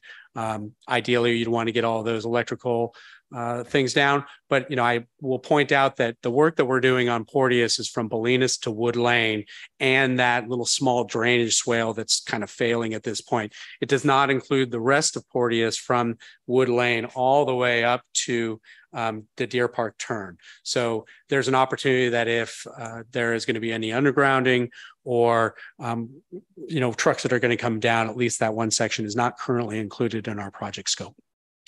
Great. Thank you. And I think the only other thing that I wanted to note at this time is I think it makes a lot of sense to defer the Klaus work in my opinion. The other thing is that gives us not only the cushion for implementation of these 2 projects, we know Scenic really needs it, and that neighborhood has really been asking for it. And the photos that you shared for Porteous, again, it's clear what needs to be done, and costs keep going up. And I see what can happen when it's like, oh my gosh, the costs are so overwhelming. It's just for a couple projects. Maybe we just don't do it right now and save our dollars for a rainy day. And then the costs keep going up and it becomes more and more difficult. And then before you know it, you have millions of dollars in deferred maintenance. So I do think we need to move forward with at least the base bid. And the other thing is that gives us that cushion, but also I know we have other projects on the horizon, smaller projects, but even the crack sealing on Bolinas Fairfax Road and things like that, where these things are going to cost money, and we are going to probably be able to partner and work with folks in the coming 6 to 12 months to do some of these things. So I feel like at least moving forward with the base bid is the right move. Any comments from my colleagues? I concur with that general direction, and I just wanted to ask, and I wanted to say that I appreciated the public comment that a lot of it was on point and offering useful suggestions. So I appreciate that. In response to the question about possible communication lines, at least that might be run down, I don't need an answer to this, but I'll just throw out the suggestion that maybe it might make sense to just drop a conduit in there while the road work is being dug that deep, just because sometime in the future, something might need to be run down there that could be pulled through a conduit, like communications. So that's it. Okay. Yeah, I definitely think we should defer the Klaus work. Unfortunately, I hate to say that, but I think that's where we're at. But I do think we need to get the ball rolling. I did want to mention, as I mentioned before, these projects, you've explained to us very clearly why we chose these 3 projects. But I wanted to sort of reiterate that my understanding, and you can correct me if I'm wrong, is that PEI is working on a 5-year plan with you that would use the sort of prioritization that I'm assuming they're using in Larkspur, because they use it pretty much everywhere, that looks at different factors about roads and that allows us to prioritize what roads get fixed. So these are outside of that prioritization. They're prioritized for different reasons, but there will be a standardized way, am I correct there, for prioritizing roads? I can talk to, or Joe can bring up a little bit about how his methodology works. As I always explain it to people about road work, there is an objective look at the condition of roadways, and then there's a subjective. And that subjective is, what benefits the community the most? Where are we trying to, put our resources? And, what other projects do we have anticipated? So there may be a project that gets listed on there, but we know that, for instance, other utilities are planning on doing work.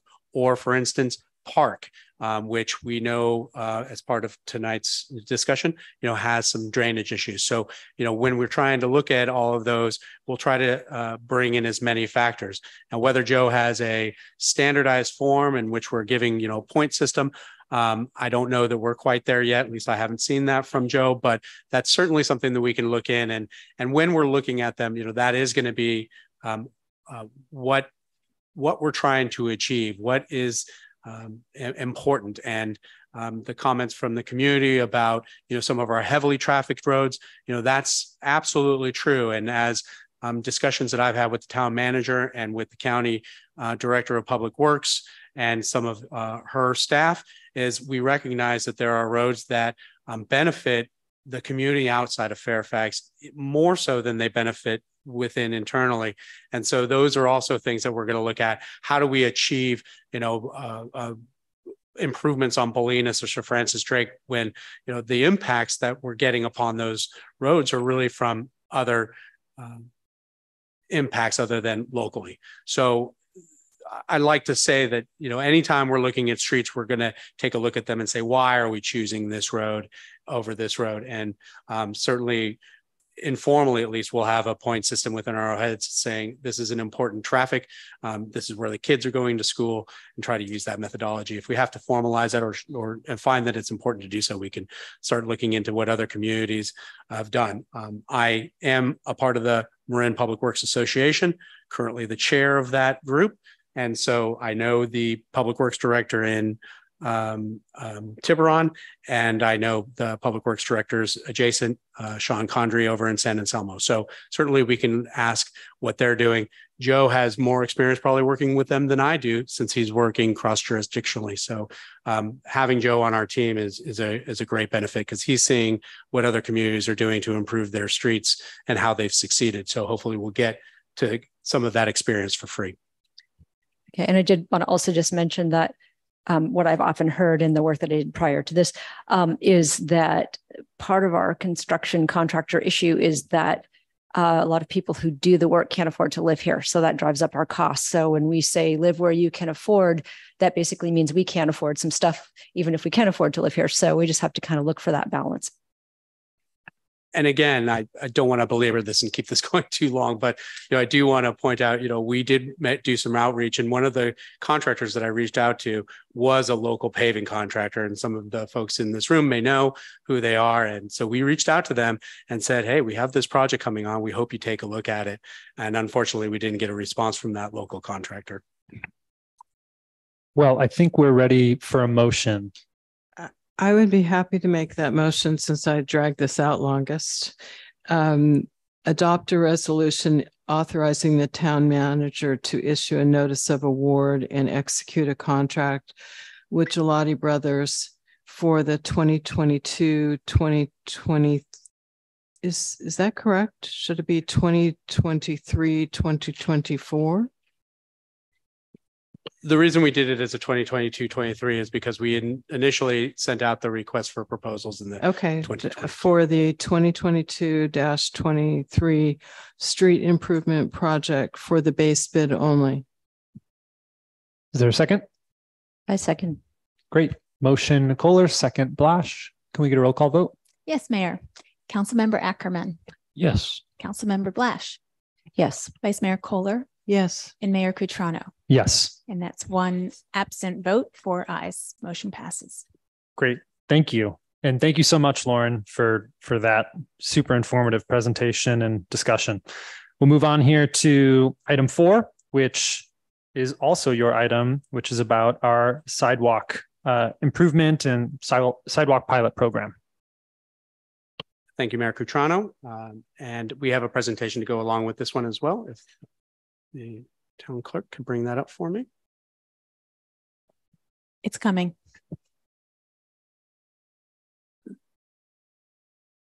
So tonight, this item is to address some of the condition with the Fairfax sidewalks and to offer a solution or offer a program to the council for consideration on how to take and turn this into a project and see some benefits to the community here. If we go to the next slide, please. So it's no secret that the condition of the sidewalks in Fairfax are in poor condition. And so I took a couple of pictures on here and at other locations. And what we experience in the community are uplifts of the concrete pads due to a variety of different sources. Some of it is trees, some of it is just settling of earth.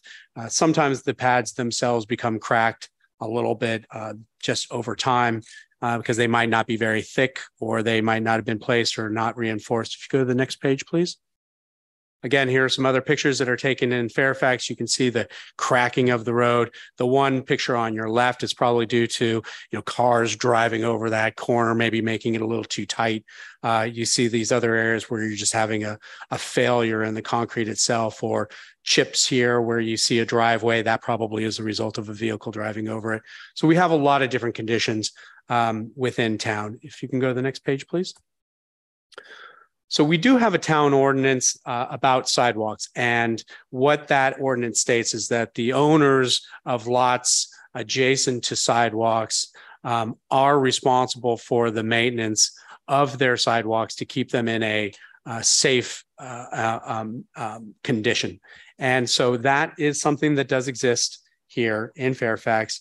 And so it is by ordinance the responsibility of property owners to maintain their sidewalk in front of their residence, unless the cause of the sidewalk damage is by a tree that was planted by the city.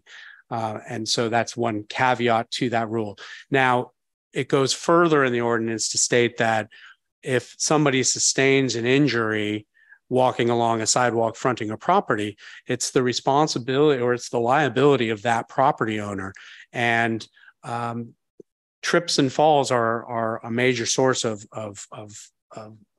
claims that are sometimes put against towns and cities. And generally, in my experience, the people who trip and fall are generally people who might have more years of their life. And so they're less able to right themselves when they trip and fall, resulting in kind of higher level of injuries. So it is a fact that our ordinance does place the responsibility of maintenance of sidewalks on property owners. Go to the next page, please. So what I did was that we wanted to get an idea of what is the condition and magnitude of the condition of sidewalks. And so the town engaged the services of a contractor to perform site inspections. And you can see in this map, these are the areas that we asked that contractor to walk and then identify trip hazards. And then trip hazards means damaged concrete or offsets over a certain amount. And so we chose this area. It's the downtown area. And as it radiates outward, this isn't inclusive of every single sidewalk that is within the town. There are probably other streets that have them, but are not included in this.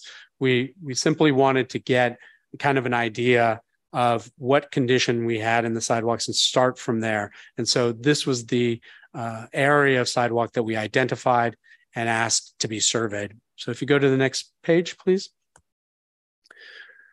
They performed their inspection and they gave us some deliverables. And in this particular case, what we have is an Excel spreadsheet. You can see that it has, various locations. It gives us the latitude, longitude of these locations. It has a photograph, and they try to provide a little description of what they think might have caused the uplift. And so we have a full spreadsheet that contains all of these locations. I believe I have it somewhere in this report, but I believe they identified somewhere like 1,400 specific locations where there was an offset, trip hazard, or damaged concrete. So if you go to the next page, just to give an idea of more of the material that we received from them, this is actually on a GIS. So this is mapping it. We have this all electronically. Each one of these dots represents an area in which they found a problem. It relates back to that Excel spreadsheet. So you can see this. This is on Scenic Road, and from Azalea down to Arroyo, and you can see how many locations they identified on that road as unique and requiring some assistance on that. So that was the deliverables that we received from that contractor on that. I don't have it included in here, I believe, but the estimate that we received to address all of these trip hazards and the types that they could perform, which is by using a shaving or a grinding of those offsets, was approximately $170,000. The estimate did not include the removal and replacement of entire pads of concrete. That is required when the concrete is in such poor shape that it requires replacement. You can't affect it by doing shaving or grinding, or if the offset is so great that by shaving it, you've now degraded the thickness of the pad of sidewalk. Therefore, it won't hold up. It'll just crumble and become more brittle. So the estimate includes only shaving or grinding of these locations to remove those offsets. So in order to address this problem, it's the residents or the property owner's responsibility, but we can see that that's not taking place. And so in the interest of improving the experience of our residents and visitors and trying to provide for the safety of people who are walking on there, the proposal is that the city assume assume the cost of addressing these offsets on a one-time basis and try to get a contractor on board, take advantage of the economies of scale and perform this shaving work and going forward. If you go to the next page, please. So there's two strategies that we're proposing to the council. And strategy one is we hire a contractor, one-time program to perform this shaving and grinding at the locations that were identified in their survey. This would use city funds. It would be a one-time cost. We would not assume ongoing responsibility for these sidewalks going forward. This is something that we would be doing for the community. After which, if those offsets increase or they return, it still remains the responsibility of the property owners to repair in the future. If for some reason property owners do not wish the town to perform this improvement in front of their property, they may opt out of this program, but that does not relieve them of the responsibility to maintain their sidewalks on their own. Strategy number 2 is to address some of those areas where the condition of the sidewalk is greater than the shaving can address. And so we would take this opportunity to remind the property owners of their responsibility to maintain their sidewalks. And in those locations where a pad or a section of sidewalk needs to be replaced entirely and where shaving or grinding cannot address that issue, that the town will make available grant funding to that property owner to repair their sidewalk up to $2,000. Currently, I believe that the grant program is up to $1,000. We, in order to incentivize the community, would make that grant funding up to $2,000 per property for the removal and replacement of damaged sidewalks. Also, the suggestion from staff to council is that we would waive up to $293 of an encroachment permit, which would be required for any work that takes place in the public right-of-way. That $293 is, I believe, the base cost for an encroachment permit. After a certain value, those the cost of the permits go up based upon a percentage of the value of work.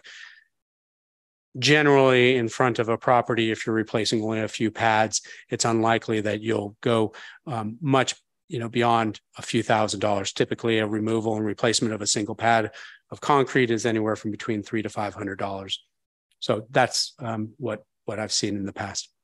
So that is the proposal to the council at this time. At this, I know that there's going to be a lot of questions, so we'll go to the next page, which is questions, and I'm open to the council for further clarifications. Questions, Vice Mayor Kohler.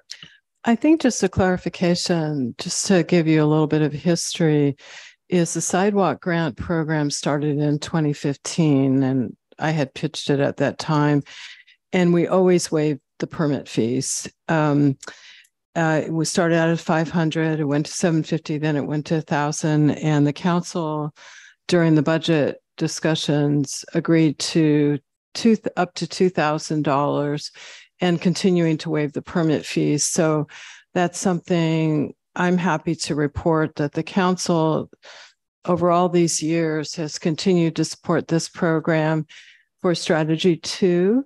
And I think one of the things as you implement and remind people of their responsibilities, we probably should do some kind of, maybe Christine could work on a little flyer about advertising the program that could be handed out, because it's been used, but not as extensively as it could be. So, and just one clarification, the other thing the council did in our budget discussions was originally we had allocated $40,000 for the grant program. We changed it to $20,000 because we were trying to get the money for the shaving and grinding. Now, if we need more, I think council would probably be amenable to that. But just to clarify, the dollar figures are a little different. And I think it's a great program, and I want to sort of applaud you for bringing this forward as a way of really straightening out what has been a problem as a one-time deal. And so I really appreciate your hard work on this, Lauren, and taking the initiative. Thank you. And yeah, to your comment about the grant program, I don't have the exact figures, but I know that, as you mentioned, it has been used, but it hasn't ever gone to the point where we've run out of those grant funds. So there's certainly opportunities there. The very common thing that I hear is that residents don't know that they're responsible for the sidewalk in front of their property.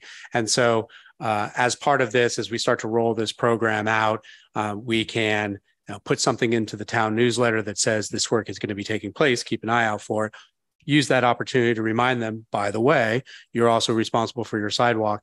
And I think that some of the things that we've discussed, and we can have further conversations with the contractor, is as they're using the spreadsheet to go down the street to fix the items that have been identified as part of their shaving scope, that's a great opportunity to say this house also has a notice that they have a really poor condition pad here, and we can ask that the contractors drop a door notice or a door hanger that says you have additional work that needs to be done. We can certainly, figure out how to take this list of identified locations and, perhaps make it available from a link on the website that says, hey, do you want to take a look and see if you have any issues in front of your home, and use this as a way to look at what you might, what somebody may have identified as a hazard in front of your home, because you so many times are walking out in front of your house and you don't see the things that somebody else might see or that might be construed as being a hazard. So there's some definite opportunities of using the information that we have to get that out to the community. Just one question as far as people's ability to opt out. Are you contemplating the idea that the contractors would have somebody agree to do it or not agree to do it, so they would sign a piece of paper? How are we going to do this so that, we don't just show up at somebody's house and they're away on vacation and they come back and they're upset that, I don't know why they'd be upset. I think they'd be happy, but how do you plan to do that logistic move? Because I think that will take some time. That's a good question, and I don't have a great answer for you. I agree that this is a benefit to the property owner that they're receiving this improvement without having to expend, any of resources directly out of pocket. Part of the reasoning for, making that available is, this is something that the town is providing without removing the liability from the property owner. So we can speak with council on that matter. We took some of this language from the sidewalk repair program that is currently underway in Corte Madera. They did essentially the same thing. They have a couple of different strategies, 3 and 4, that aren't really applicable to what we're trying to do here currently. So we can see how they implemented that program and see if there's a way of doing that within our own community. Certainly, as this work is going forward, it does create noise. There is a contractor with equipment, so we won't be able to sneak around town doing this work by any means. But I'll look into that further and communicate with council. Thank you. Councilmember Blash, any questions? I was just going to check. So I think I'm under the impression that this isn't just a Fairfax thing, that it's state law. I looked up the California Streets and Highway Code 5610, which seems to indicate that, not the sidewalk repair, but the responsibility of the owner for the property. So it's not like just something we came up with on our own, right? It's pretty common. Janet, you might want to do more than nod your head. More than just nod my head. I thought she was looking at me. Yes, no, it is. It's a state statute. And cities can avail themselves of that by putting it in their code or not. But most do. Yeah. Any other questions? Well, I will more than sort of applaud you, Lauren, for this. I know you've been working on this, and I think it's a really creative approach to this longstanding problem, which Vice Mayor Kohler has tried to address a number of times, as she was describing, by continuing to bring forth the funding for private property owners to fix their sidewalks. I would just suggest, I don't need an answer to this, but I wonder whether we measure the clicks, how many clicks there are on the town newsletter, as to how much that's getting read, and we can also, the town can make a post on Nextdoor or more than one post on Nextdoor. So, you know, the dreaded Nextdoor can be used as a communication tool as it was originally designed, but hasn't worked out so well. Yeah, so I think this is a great project, and yeah, I understand the issue of communicating with the property owners, but go forward with it. Yeah. Okay. We will go out to the public and open public comment on this item.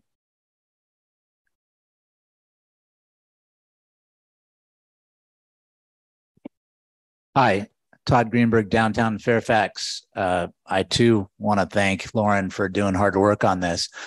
There's some things that some people might not understand, though, on what's involved. And I think to make this more efficient and have a better result, there's some things that we might specify, or you might specify. One, the town has apparently adopted the county standards for color, but I'm not sure if you're aware of this, but each contractor seems to do it differently. So we have, in effect, a piecemeal set of different colors all around downtown Fairfax and probably most of Fairfax. There needs to be a town standard for sidewalks and how they're done. That involves surface, color, process. For instance, some of the work that Van Mitty Concrete has done, which is, in my opinion, the best work that's been done in the last 5 to 10 years in downtown Fairfax, is done to a certain color spec, and then it is done using retardant that slows the drying, and they rinse it off the next day, and you get a certain surface on it that is sort of an anti-skid surface, and it's closer to the historical pavement in Fairfax, which is aggregate. Anyway, that needs to be defined. You could reach out to Van Mitty on how that's been done, and other contractors could probably do it.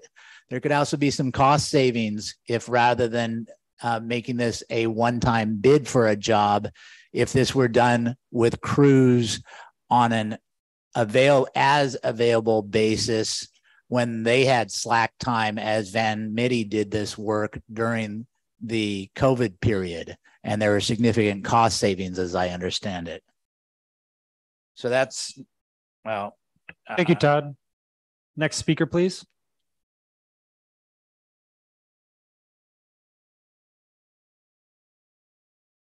Happy to see that the California Appellate Court ruling has no effect here in the small town of Fairfax. We have a friend. He slipped on shaved pavement, shattered his knee. I think it took him like 4 or 5 months before he could actually do any type of work whatsoever. So if you're going to have people shaving sidewalks, they need to retexture them, because it had rained. He walked out of a business downtown and slipped, and that was his knee. The other comment is we had somebody on Dominga making all these really nice little blue marks up and down the road, and a neighbor asked him what they were doing, and he asked the guy what he was doing, and he said, well, I'm marking where we're going to shave the sidewalk. And she asked, well, when do you plan to do that? And he said, oh, it's probably going to happen really soon. Well, that was like several months ago, and you can't find any of those marks. So did we pay for that? Who paid for that? Are we going to have to pay somebody again to do that? And these are just things that don't make sense. You know, why was this guy out there? If he was just marking to see where they were to count them, that would be one thing. And then, as Todd said, I mean, I walked down the sidewalk in Bolinas. I think I counted 23 different surfaces on one side of the street.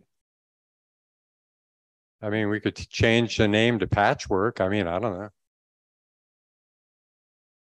Thank you. Next speaker. Hello again, Council. Mark brought up a very good point. And what the point is, the city has a certain liability standard that they must maintain, as well as public stores, for coefficient of friction on different surfaces. That includes sidewalks. If the city alters that coefficient of friction by shaping the sidewalk down to a slicker surface, the town will have that liability should there be a slip and fall, independent of whose responsibility to maintain the sidewalks might be. So I do think that some sort of texturing, which would be difficult with an aggregate, must be considered if you're doing this project, especially for a larger shave. I also wanted to ask, since we're going for this neutral carbon footprint, will this be done with a battery-powered grinder? Because we wouldn't want to use a combustion piece of equipment. Again, just pointing out the impracticality of some of these laws that we're doing. But the coefficient of friction is one that'll bite you, so please consider it. Thank you. Thank you. Next speaker, please. Good evening, Mayor and Council members. Frank Ager, Meadow Way. At one time, Fairfax had a design review board that reviewed, everything that was going on downtown, from storefronts to colors to sidewalks, et cetera. And we made the decision back in the day that we would put exposed aggregate sidewalks downtown to soften the appearance of the concrete that was downtown. We, in fact, put exposed granite sidewalks, exposed aggregate sidewalks all along Sir Francis Drake from the downtown up to St. Rita's Church. I noticed the other day that there's markings, I guess, going to be tearing the sidewalks up in front of St. Rita's Church there. And those are old exposed aggregate sidewalks. And so I'm not sure if anyone has applied for reimbursement from the town for sidewalk replacement up there, but there's markings all over the sidewalk, and there's signs that says this week and next week they'll be tearing up the street and sidewalks around Marinda and Sir Francis Drake. And so I'm concerned about what kind of concrete sidewalks we're going to end up there. Are we going to go from exposed aggregate to bright, shiny, gray concrete?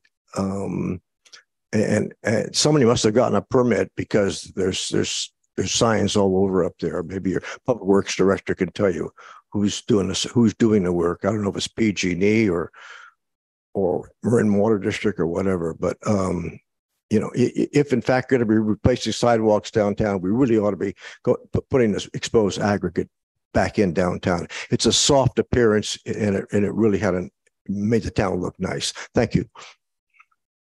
Thank you very much. Anyone on Zoom? No, Mr. Mayor. All right, we'll close the public comment on this item and take it back to the dais. Couple of quick questions for you, Lauren, as it relates to some of the things that the members of the public brought up. Do we, the shaving and trip hazard mitigation stuff is sort of apart from, new pavement and the color coding and things like that. But do we have some of that stuff on the books, or is it kind of up to the whims of the contractors as they come in terms of what our sidewalks end up looking like as they're replaced?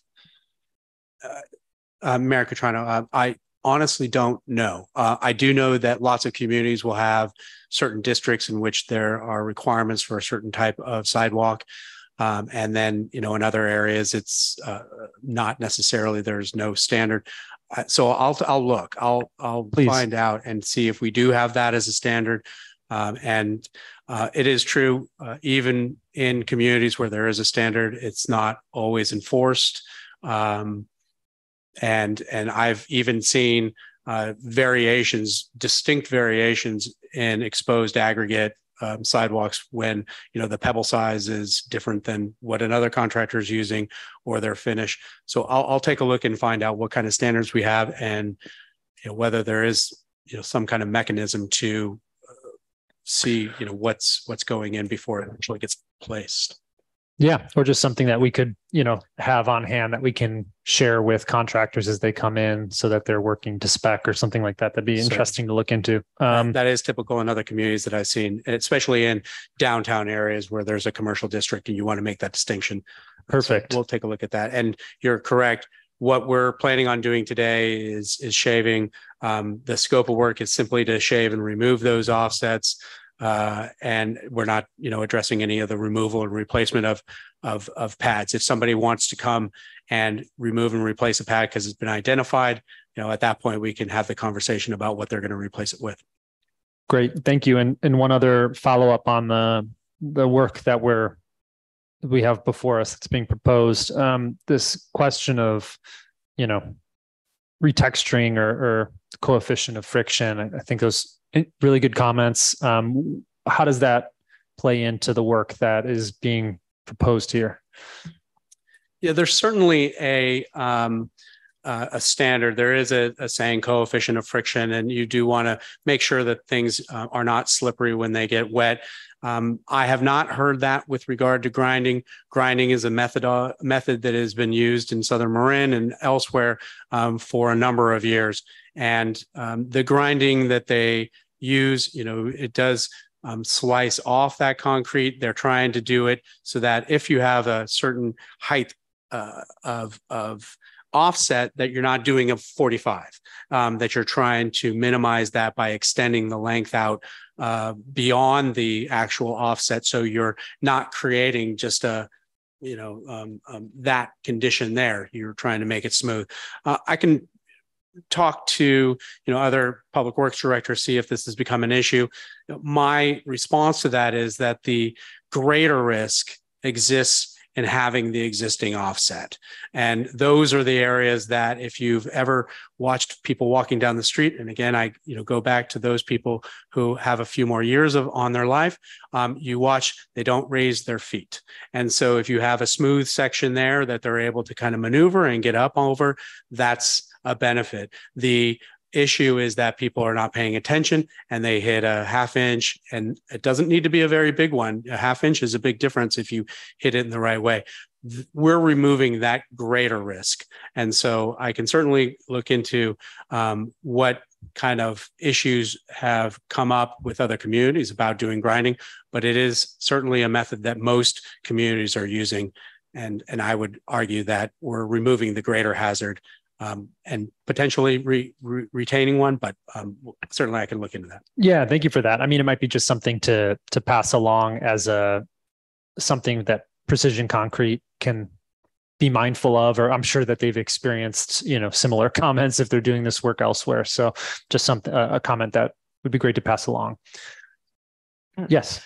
Just a comment. So I fell on one of those ½ inch offsets out where I live. I was lifting my feet. I am older, but I fell directly on my knee, and it's been a seeping bloody mass for about 3 weeks. So I can speak to that, but I can also say, being a member of Age Friendly, I know there's a lot of folks that like the aggregate, but the problem with the aggregate is it's not smooth and it's not good for people with walkers or as you say, a lot of older people do tend to shuffle, and it makes it more prone to trip. So I think, should we move forward in the future with some sort of a generalized approach? I have not been an advocate to continue the aggregate, which I know is more expensive, but that's not really the reason. It just doesn't work for the age friendliness of our town. Yeah, it's been my experience that in some locations where I've seen that exposed aggregate, those pebbles can get very slick. And if they are located in a downtown area where you have a lot of food service, you have that potential of people eating ice cream and other food and hamburgers. And so it can, create even some issues. So certainly I think that we can take a look at that. And if that is in fact our policy, we can review, whether that makes sense and whether there are some options to address some of that slip hazard.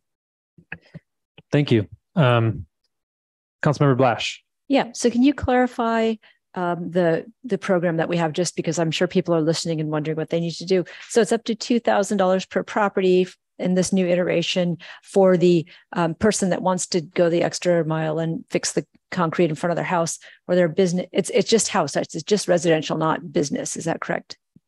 We're not suggesting that there be a difference between public and private. Okay, great. Anyone would be eligible for that, I believe. Yeah, and that's just to clarify, since I've been around the longest, we did not make a distinction. We intended it for residences, but to the extent that businesses want to access it, we felt that that was a positive step. Great. So it's up to 2,000. So that is like a percent of the work up to 2,000. Because I thought at one point it was like, no, it's just up to 2,000 for anything. Just wanted to make it clear. I don't know the answer to that, whether it's a percent. I believe it's the answer is up to 2,000. It's up to 2,000. Right. When we started, it was 500. It's up to that amount. If you only spend 1,500, you only get 1,500. Right. Good. Okay. So I did just want to say that I'm very excited about this in particular. We have a much older population in Fairfax, and that's probably not going to change anytime soon. And, so not only with aging, sometimes come mobility issues and other, and other things, but I did calculate about probably the likelihood that people in the town have osteoporosis, which is a disease that I think 1 in 5 women has, and a certain number of men as well. And so that thing where somebody falls on that lip is not just like a little fall. Like, you could be permanently disabled if you have this illness. And it's pretty common, and it really starts out when you're in your 50s or 60s. So we're not just talking about super old people here. So I am really excited about anything that will make it safer for our population, as many of us want to age in place, but also that will make it more possible for many of us to walk around. And I know people walk in the street because the sidewalks are scary. People take their wheelchairs in the street because the sidewalks are scary. So whatever we can do to make this better, I think is really great. And I did also look at some other towns and cities and the programs they have. And I think that they weren't necessarily applicable to us because they were bigger cities. And, Fairfax has a lot of areas with no sidewalks at all, which is very interesting. But I did want to mention that when we had ours done the first time, we had part of our sidewalk fixed. The guy next door was having a sidewalk fixed, and there was like a great cost saving by going in with your neighbor on this and sort of saying, okay, you guys got to do part of your sidewalk. How about if we both share the contractor and do all our sidewalks at once? So I just want to put that out there, that actually also really helps. Thank you. Any comments? Yeah, anything that you could think of too in terms of outreach, that like connecting people who want to do their sidewalks, so that 2 or 3 people want to do it, even if they're not next door to each other. There would probably be a cost savings to do that. I'm not quite sure how to do that, but I think it'd be a great idea. I think certainly the contractors themselves, if they are hired for a project, can take advantage of being there and hopefully communicate with the neighbors and say, we're going to be doing this here. You have this situation here. We're here. Here's an opportunity. So I think that's a good opportunity for the contractors themselves to try to increase their scope of work. Thank you. And I just wanted to add, tonight we're bringing a lot of exciting public works projects. So I just wanted to commend you again, Lauren and Heather and the whole team for moving this forward. I feel like this is a pretty big deal to do this. What we're doing here with our sidewalk work, and I think people have touched on the age-friendly components and general walkability of our downtown. But it's pretty dang exciting. I think it paves the way, no pun intended, for an ADA transition plan and some of the other great work that we have planned for the town. So kudos. I thought the presentation was excellent. I thought it was really exciting to see the Excel spreadsheet with some of the different information on there, as well as the GIS. It's going to be a tool that we can go back to. And I think these folks seem to know what they're really doing here. So good job finding a good contractor to help us with this as well. And I'm happy to entertain a motion. Okay, I'm going to try to do a motion here. My first one. I'm going to move that we adopt a resolution approving a sidewalk pilot program to improve town sidewalks and to assist homeowners with their responsibility to maintain sidewalks in a safe condition, and authorize the town manager to pay up to $170,000 to a contractor to shave or grind trip hazards on the identified sidewalks one time only in FY 23-24, and increase the grant maximum for sidewalk replacement repairs from $1,000 to $2,000 per property owner, and waive associated permit fees up to $293 per property owner. I'll second that and also say thank you. This is my dream come true, which I've been wanting for years. Okay, we have a motion, Blash, second Kohler. Could we get a roll call vote, please? Yes, Mayor. Councilmember Ackerman. Yes. Councilmember Blash. Yes. Vice Mayor Kohler. Yes. And Mayor Cutrano. Yes, yes, yes. Yes, with Councilmember Hellman absent. Thank you. Excellent. Thank you so much. And thank you again, Lauren. Okay. Can we take a quick bio break? Let's take a 5-minute bio break. Okay. We are going to keep on chugging along here.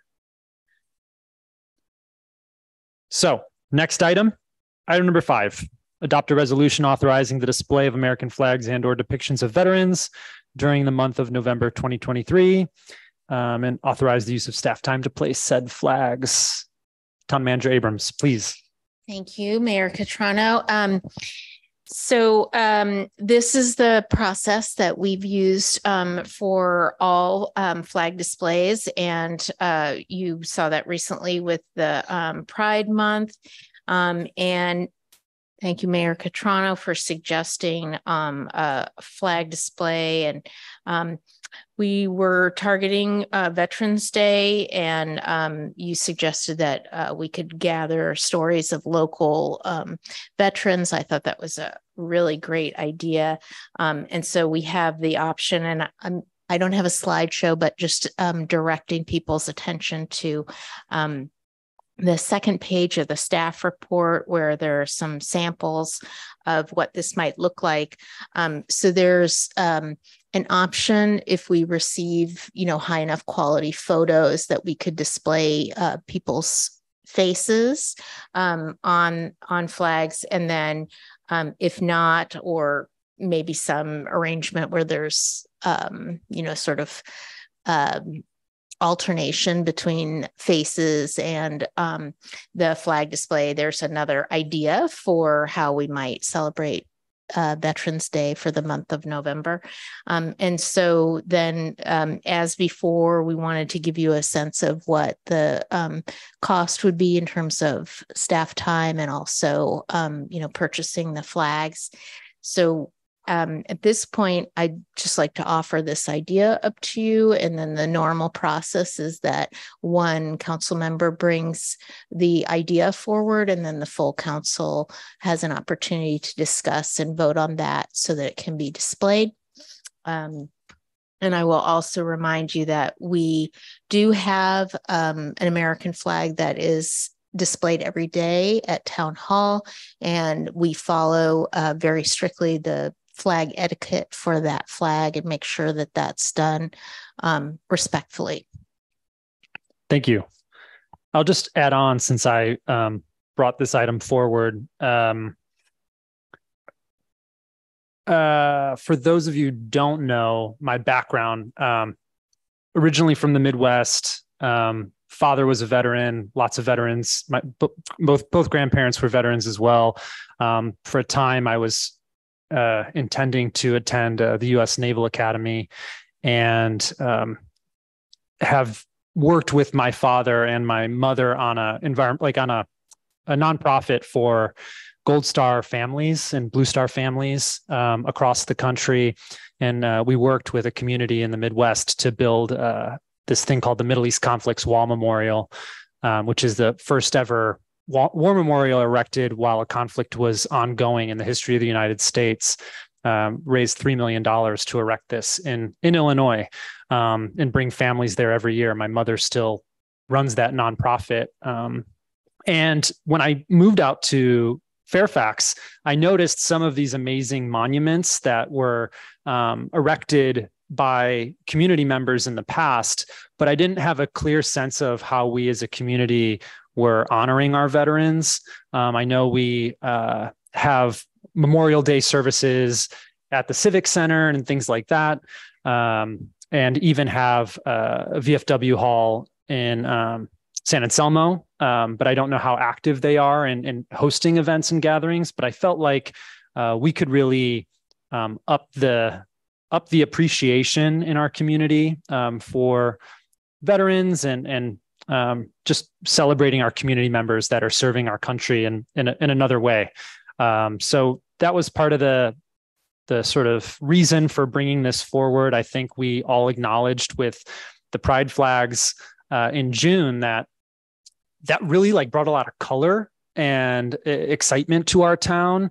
And I feel like those little touches around our town bring a lot of community cohesion and a lot of joy. And I think this could be done in such a way that it accomplishes that in another month later this year. And it's tricky for some of those days where it's one day versus a month, but I feel like we could probably do, all of November with, I'm really in favor of something that does have depictions or some of the shots of service members.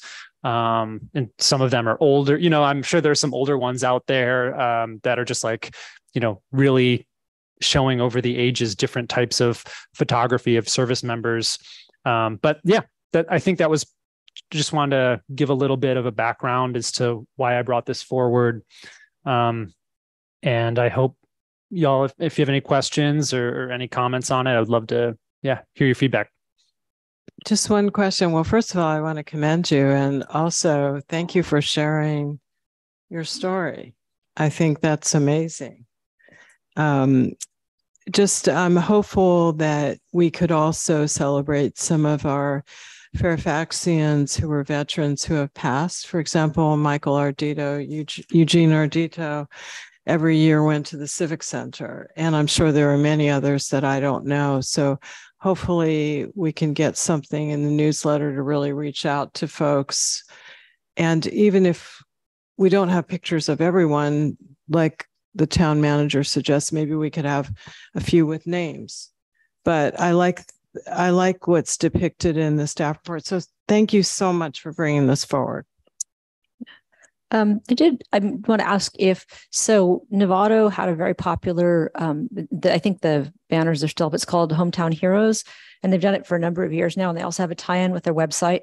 And I think they might have commissioned those photos, but I'm not sure we have the budget for that. But they're super nice. And they're like, the banner is huge and the whole banner is taken up by the image of the person. And it tells, when they served and in what capacity they served. And then, you can go to the website and find out more about them. So I'm just not sure if that's an option. It seems like what we're looking at here is just to authorize the ability to do this and then work out some of the logistics down the line, right? Yeah, I think the crux of what we're trying to do here is just because we have our flag policy and we have to run these recommendations through that process, this would be like one component of what might be something that's more extensive in terms of having a place where we are honoring all of these people in one place, or alongside an invitation around Veterans Day to have an event right by the World War II Memorial next to Town Hall or something like that. So this is just the banner component of it.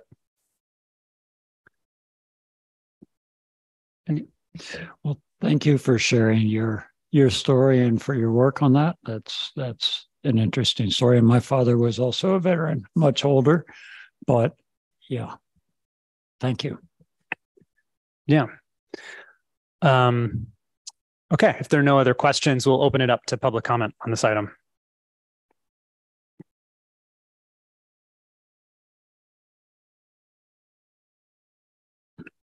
Hi, Todd Greenberg speaking one more time here in Unfairfax. I appreciate that you want to do something, Chance, but I don't appreciate that it's not fair to everybody. I don't appreciate, and I don't think veterans appreciate, that they're being given second shrift doing this in November and that the flags are going to get wet and the money is going to get wasted because the flags will get moldy. And you're not talking about giving America, all of diverse America, all the people who served equal time, as you're giving one special interest group during the whole month of June, stretching into July this past year. The US flag was not flown on Memorial Day here on those street poles. Why is that? The US flag was not flown on July 4th on those street poles. Why is that?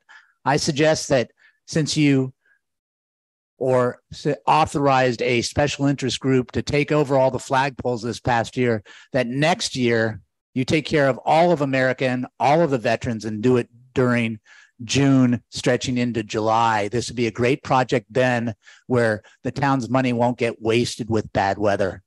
Thank you.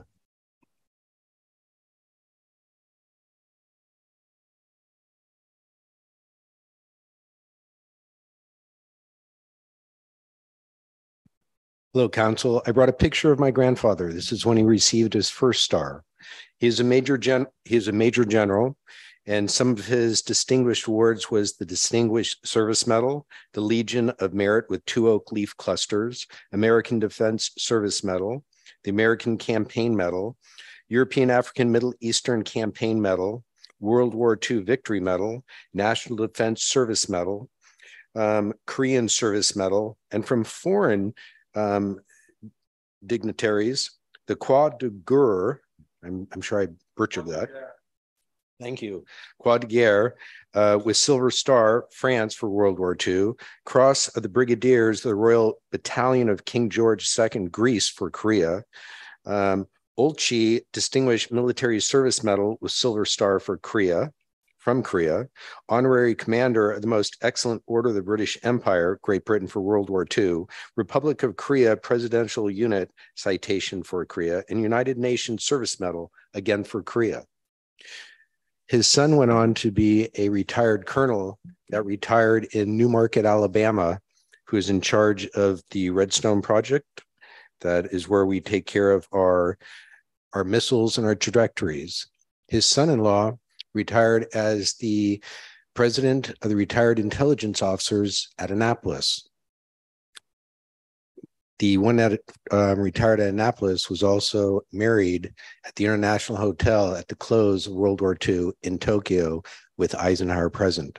So I very much appreciate this acknowledgement to the people that have put their lives on a line, why we have this opportunity to be here. These same people are the reason that we have this opportunity for discourse and this opportunity to fight what we individually think is more important, because other places without their efforts would have no such opportunity. So thank you very much. Thank you, Michael. And thank you for sharing a bit about your father and your grandfather.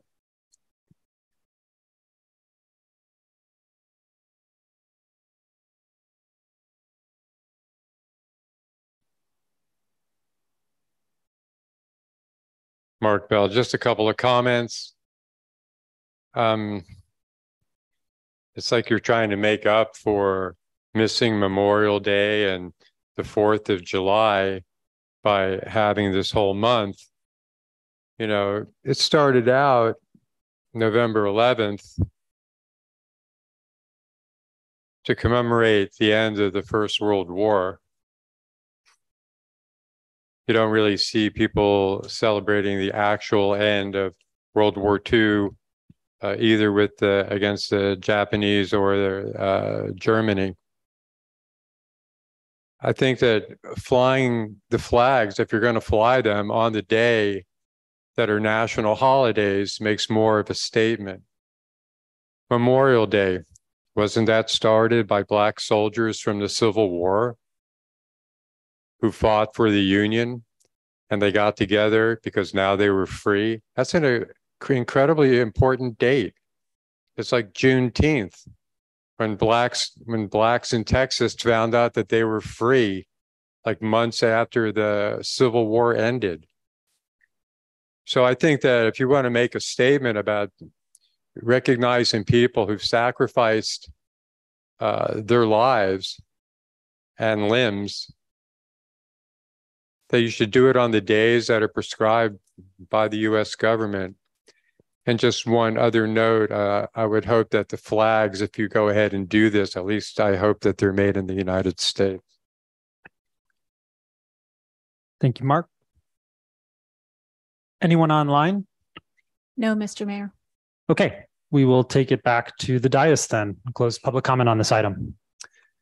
I'm assuming you'd like to make the motion, but I just want to say my father was an injured World War II vet. My ex-partner was an injured Vietnam vet. I really appreciate what you've done, and I find it very disheartening that there's negativity about bringing this forward for a day that is recognized, that is done at the Civic Center. So I appreciate that. And I think you should make the motion. Great. Thank you. I'm happy to make the motion. And I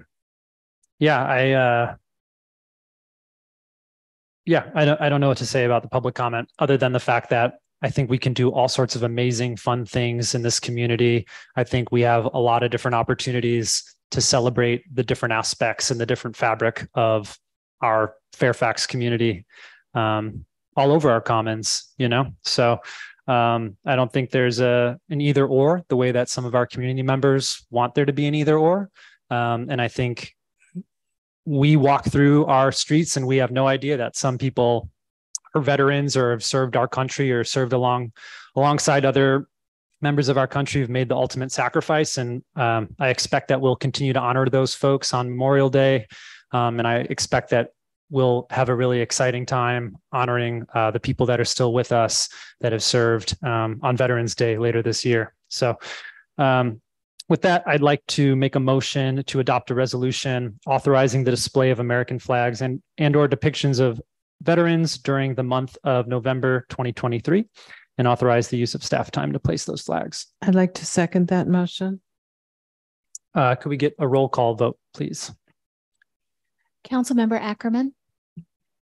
Yes. Councilmember Blash? Yes. Vice Mayor Kohler? Yes. And Mayor Cutrano? Yes. With Councilmember Hellman absent. Thank you very much. And thank you all very much. I look forward to it. We will move on.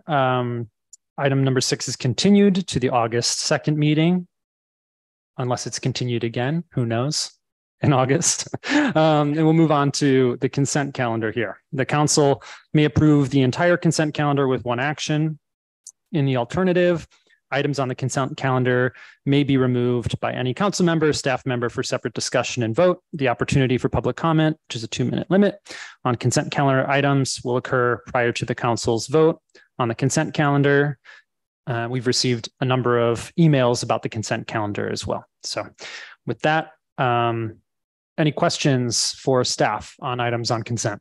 I have a few questions. I don't know that we need to pull it. Do you want me to go ahead? Please. And it's really on item 16. I thought we had planned to do an overall assessment of all of our storm drains.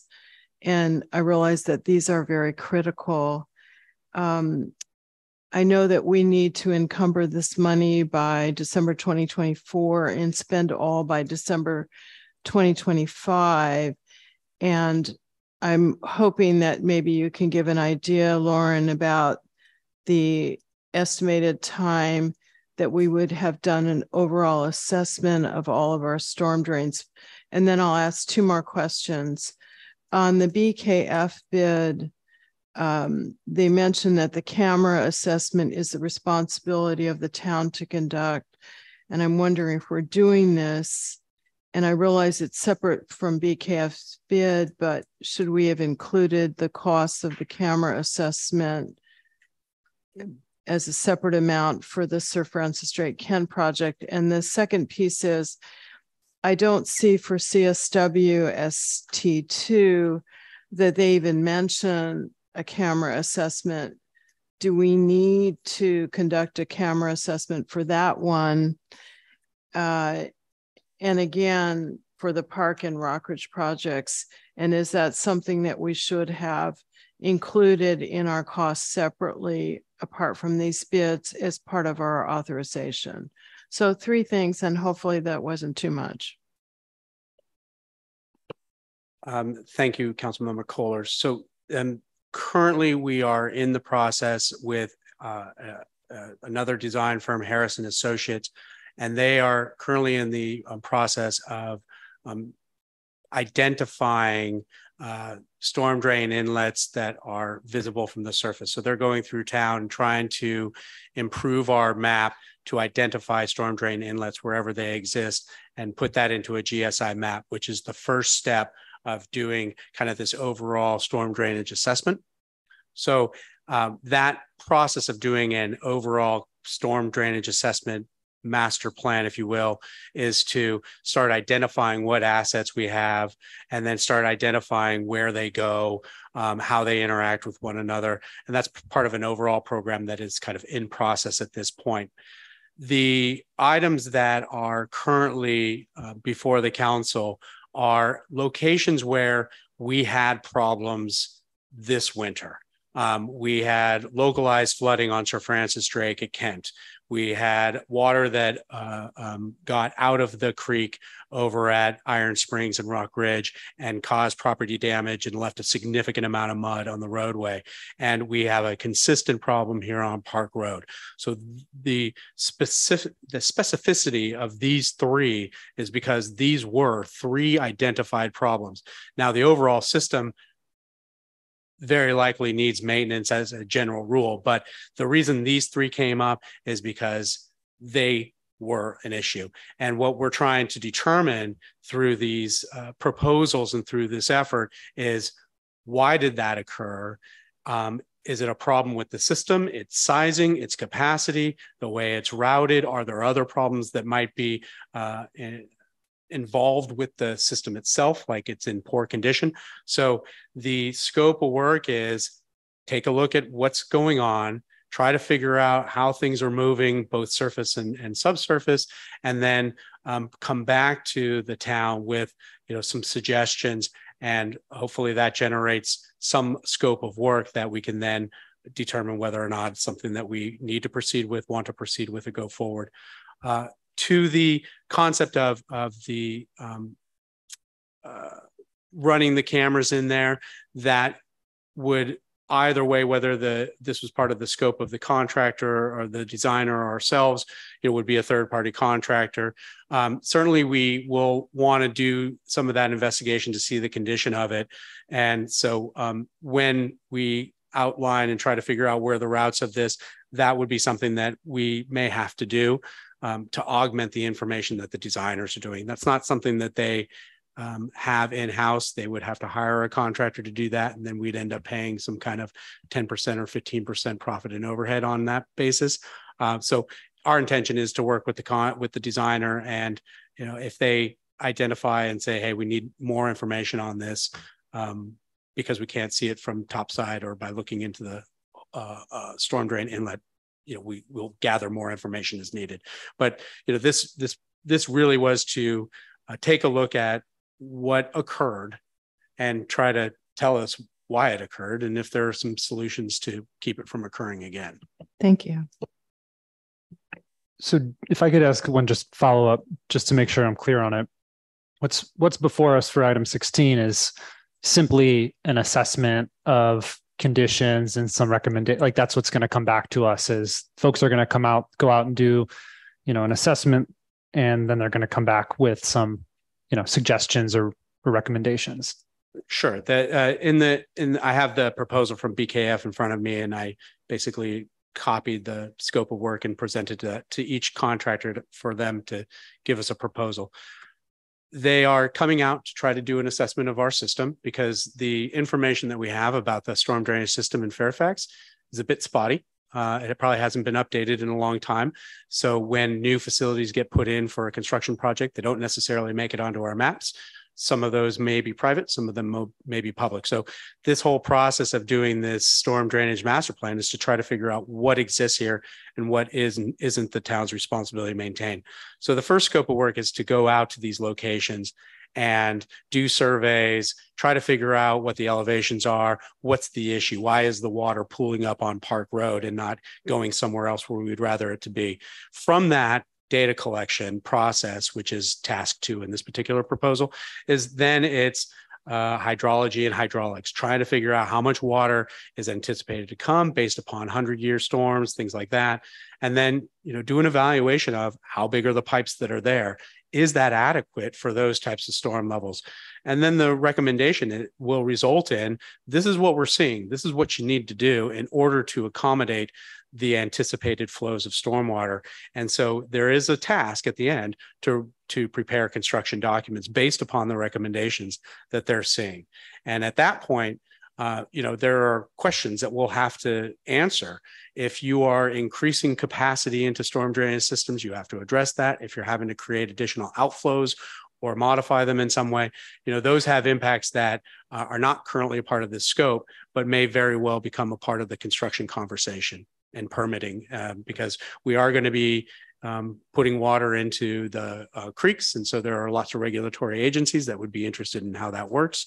I know that there are, other private property owners who are concerned about what impacts it may have on them. Right now, we're in the stage of, we saw a problem. We're trying to figure out why it happened and whether or not there are things that we can do to keep it from happening again. Thank you. Any other questions? Just to add a bit more to that there is, as I understand, greater regulations coming our way or already here that about cleaning the water that goes in through the storm drains. So that's long-term as we first understand the system and then start thinking about how to improve it. That would be part of the improvements we would do to both increase the flow and keep water from accumulating on the surface. And we also address some of these issues with trying to clean the water as it goes through. Councilmember Ackerman, that's absolutely the case. We have a responsibility as part of our stormwater permit that's issued by the state and other regulations that are federal of restricting the amount of trash that makes it into our streams. And so there needs to be within our community a continual improvement to reduce the amount of trash that goes into those waters. As part of that, just as a side note, there are planned for 2 trash capture devices at a storm drainage inlet. And we're determining where those locations are going to go, but they're going to be on Park and Bolinas too. And we have identified 4 locations, but 2 of them will get it. We'll continue that process at other locations. It's important to look at where water flows so that you can maximize the amount of trash that you can capture. Sometimes it's in a small storm drain inlet. Sometimes it's a vault and it has a trash separation system. So that's something that we're looking at. In terms of these projects, what we also want to do is try to treat that stormwater. So if there's runoff from vehicles, oils, and things like that that naturally accumulate, you want to try to treat that and direct that water into bioswales where it can filter naturally or percolate through the soil. One of the conversations that we're having with Restoration Design Group about Perry Park and also Ray Moritz, the town's consulting arborist, is how to try to capture some of that stormwater to use it for passive irrigation of this area for the redwood trees. So we're using a bunch of different folks to try to say, how do we capture this water, treat it, keep our waters, and continually improve their cleanliness over time. And so as part of this process, we again have to figure out what it is that we have. And as we start moving that water towards the creeks, how do we treat it before it gets into the creeks? And so that's going to be a part of all this process. And as we continue to move forward, to try to add those elements in there so that we're not just simply directing the water into the creek, but touching it and improving it. Thank you, Lauren.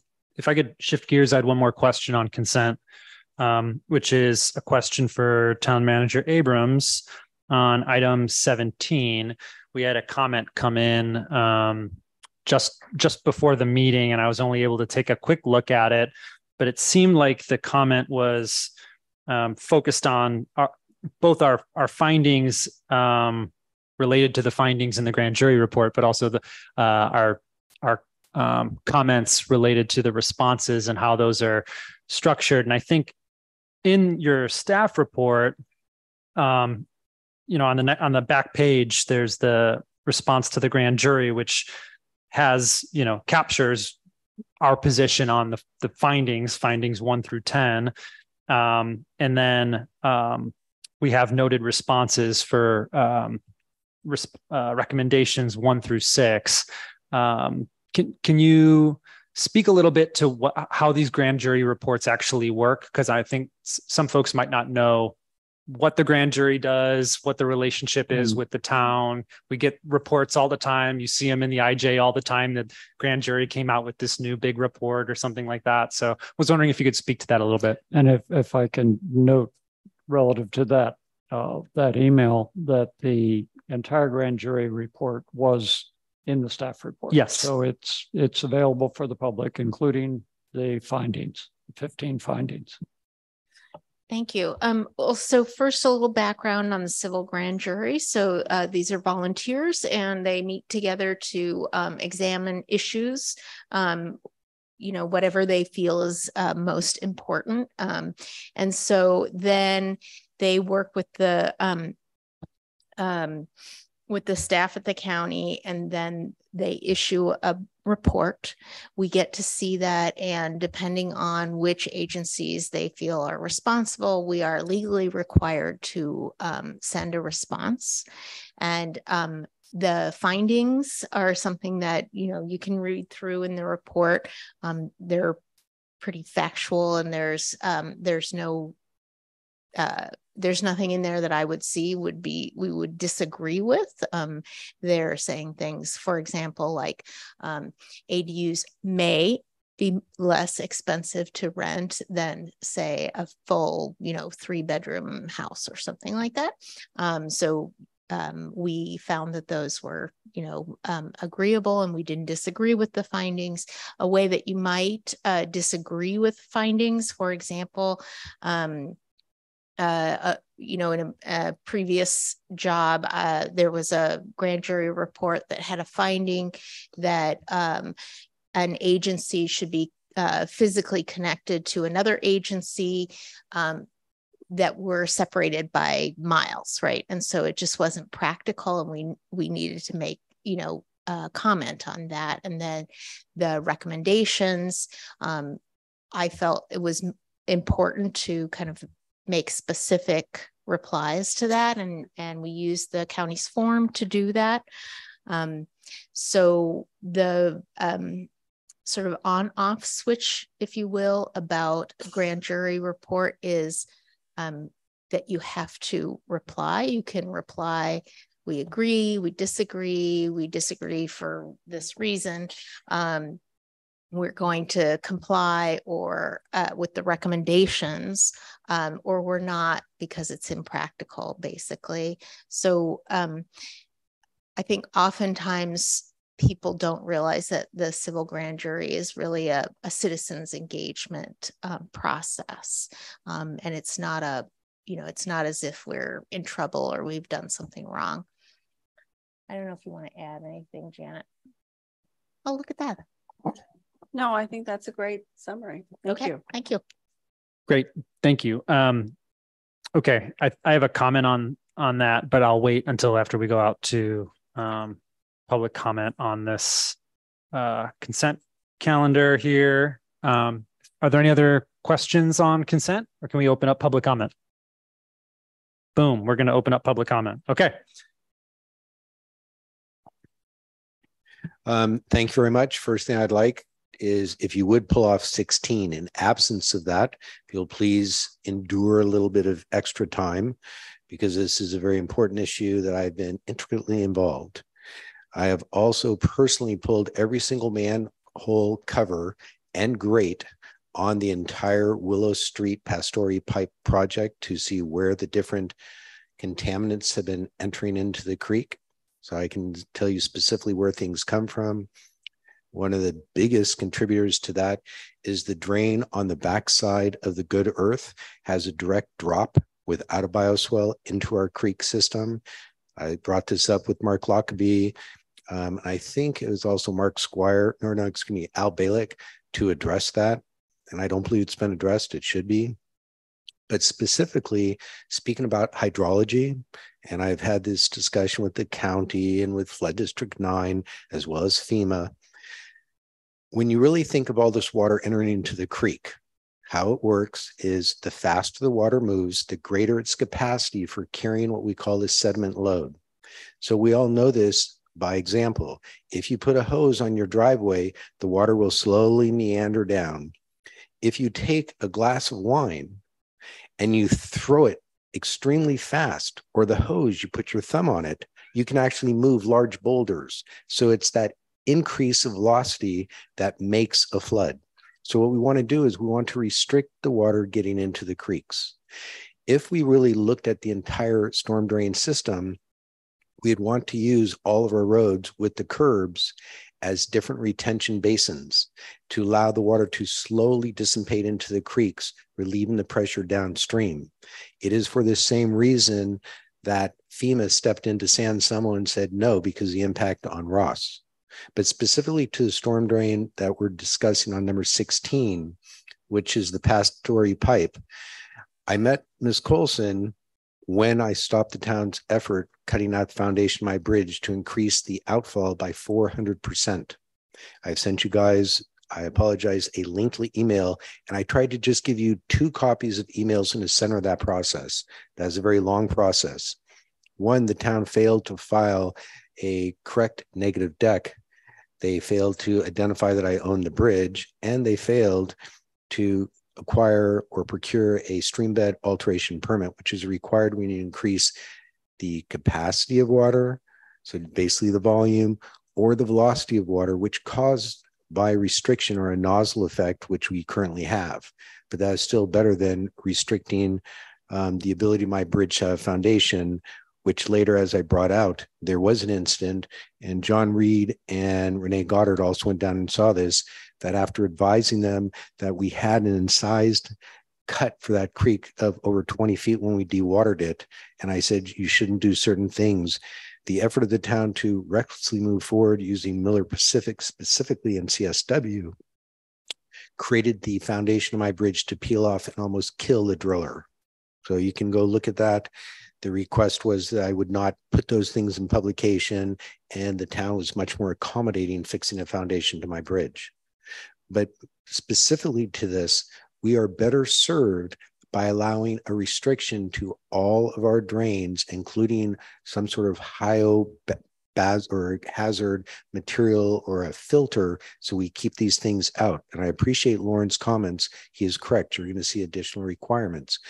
But if we maintain this water in our streets as short-term retention basins, we're taking the pressure off the downstream. So again, to my hydrology model, think if you have a little water on your plate. If you move your plate slowly, so your inclination is not very great, the water will slowly go off your plate. But now think if you dump it really fast, all that water goes to one place, so it puts additional pressure downstream. So you don't want to increase the capacity, you want to actually restrict it. So if you'd please consider that just as overall education, and I apologize, I'm not your instructor or anything, and advice is worth what you pay for it, but a way to ask some of the questions that you'll get a better result. And I'd be pleased to participate in those discussions. Thank you. Thank you, Michael. And thank you for sending the emails in advance as well. It's very helpful. Frank Ager, Meadow Way. I'd like to speak to item number 10, the budget. Fairfax adopted a new short-term rental Airbnb type ordinance. What was that? I guess about 9 months ago. On your budget, your hotel user tax is 10%. Last year, you budgeted $17,000, and this year, the town has budgeted $18,000 for income for the hotel users tax. The consultant that was hired said Fairfax had about 75 short-term rental units in town. There's possibly as many as 200. The public has never seen a report on how many Airbnb type rental units we do have, short-term rental units we have in Fairfax. with the TOT increase of only $1,000, it means 10 rentals at $1,000 a year would bring in the $1,000 increase. 10% of $10,000 is $1,000. I figured at least 50,000, if not 100,000, should be shown in revenue for your short-term rentals. On the issue of vehicle fines, they're down. Police department, they're down 33%. Parking fines are down 40%. The loss of fines could fund a second officer between 2 and 6 a.m. for the town. On the issue of parking enforcement, you can drive any hillside street any evening, and you can barely fit a large size pickup truck through. There's 12-foot clearance violations all over the place. You know, the single biggest threat to our town is our hill neighborhoods, wildland fire, and the ability to be able to evacuate in case of a fire. So we need our clearance laws enforced. I don't know, is there a reason for the reduced enforcement for revenue for parking and speeding? I don't know. We haven't heard why it's down. One time, the town council was given regular reports from the police department, from the fire department, from the building department. The council knew exactly what was going on, how many new units, how many building reports, exactly where they were. Those were in regular reports. The only way the town council really knows what's going on is when your department heads report to you at public meetings, so everyone in town can hear what's going on. You know, at the last meeting, there was a person at the council meeting that was objecting to the police budget being up, said everything is down, crime is down, all the enforcement is down, tickets are down. Well, pretty easy to write tickets at Fairfax. I mean, I get passed, I'm driving 20, 22 miles an hour, and I get passed by an EV bicycle across a double yellow line. It's like, wow. You have firehouse improvements, adding for a third firefighter coming in when the Ross Firehouse closes. We have downstairs the captain's quarters. Those quarters should be reserved for female firefighters. Ross Valley Fire has had only one long-term female firefighter paramedic in 40 years. And that's there should be an outreach to hire female firefighter paramedics in the Ross Valley, and the captain's quarters downstairs would be a good place for female firefighters to be housed. I couldn't find income from zoning and permits in the budget. It must be someplace. I couldn't find it. But if we're looking at adding almost 500 new units in these next 8 years, including this year, that's over 8 years. That's about 60 units a year. Surely there should be an increase in revenue from building and zoning permits. Anyway, that's all. Thank you very much. Thank you, Frank.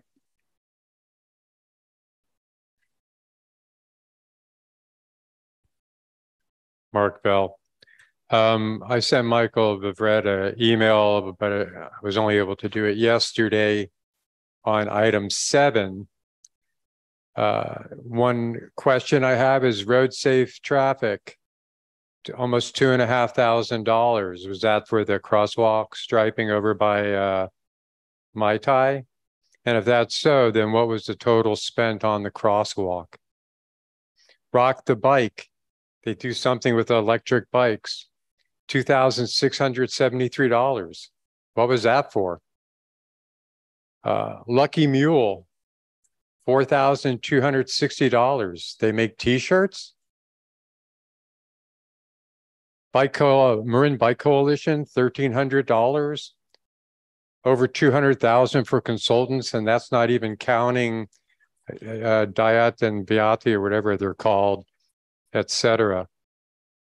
I mean, we just heard that road costs for repair are probably going to be 20 to 40% higher. So now we're looking at $14 million. Like, when does the spending on all this little stuff stop? Because it mounts up. I mean, I'm not even talking about the $500,000 that we should be getting back from EMC for non-performance. Number 16, you were talking about trying to get information on all this hydrology. Well, we paid for that with District 9 or whatever they're called. We spend millions on hydrology studies. You should have access to that. The residents of all the towns who signed on for that paid for those studies, and they spent millions on them. You should be able to get that without us having to spend more. I had questions on the salary adjustments, really just clarifications. I'm looking at the climate action coordinator with a range of 97,000 to 112,000. And then it says half-time. Is that for one person? Is that for the two people? Is that really half-time? Is this what we're splitting with San Anselmo? Or is this what we're paying ourselves? You have a budget item in there for a salary salary adjustment for a planning director. We don't even have a planning director. You can't even seem to find one to hire. How can they even be in there? I mean, I don't know what you guys are doing. These are items that should be in front of the public, not on a consent calendar where people don't get to hear about them and get to ask questions and get responses. Thanks, Mark. This is the public discussion of these items. So please, Todd. So again, consent calendar, 11 items, 10 minutes, not enough time, never is. Totally inadequate, and it hides the information from the public. Number one, I want to comment on items 10, 11, 16, and 17. Item 17 needs to be pulled. I'll go into more detail later, but it's inaccurate and incomplete, and it misleads the public. I've sent a detailed email to the council about this. Item 10, regarding the budget that's been talked about, there should be it talks about repealing all resolutions in conflict herewith. The public should be made aware of what resolutions are going to be repealed. This is not transparent in any way. Where is the information? I don't see it here. Number two, did I miss it? Maybe the town attorney can tell us. Is there a legal losses reserve? Isn't the town of Fairfax being sued? And aren't we anticipating more more suits against us? There should be a big number in there for legal losses. Number 11, there are salary increases being proposed for staff. Well, I'm all for staff being able to survive. You know, we all know, we just heard tonight, costs are up 20, 40, 50%. Well, what about the landlords? They're not able to raise their rents. Let's be fair, not unfair in Fairfax.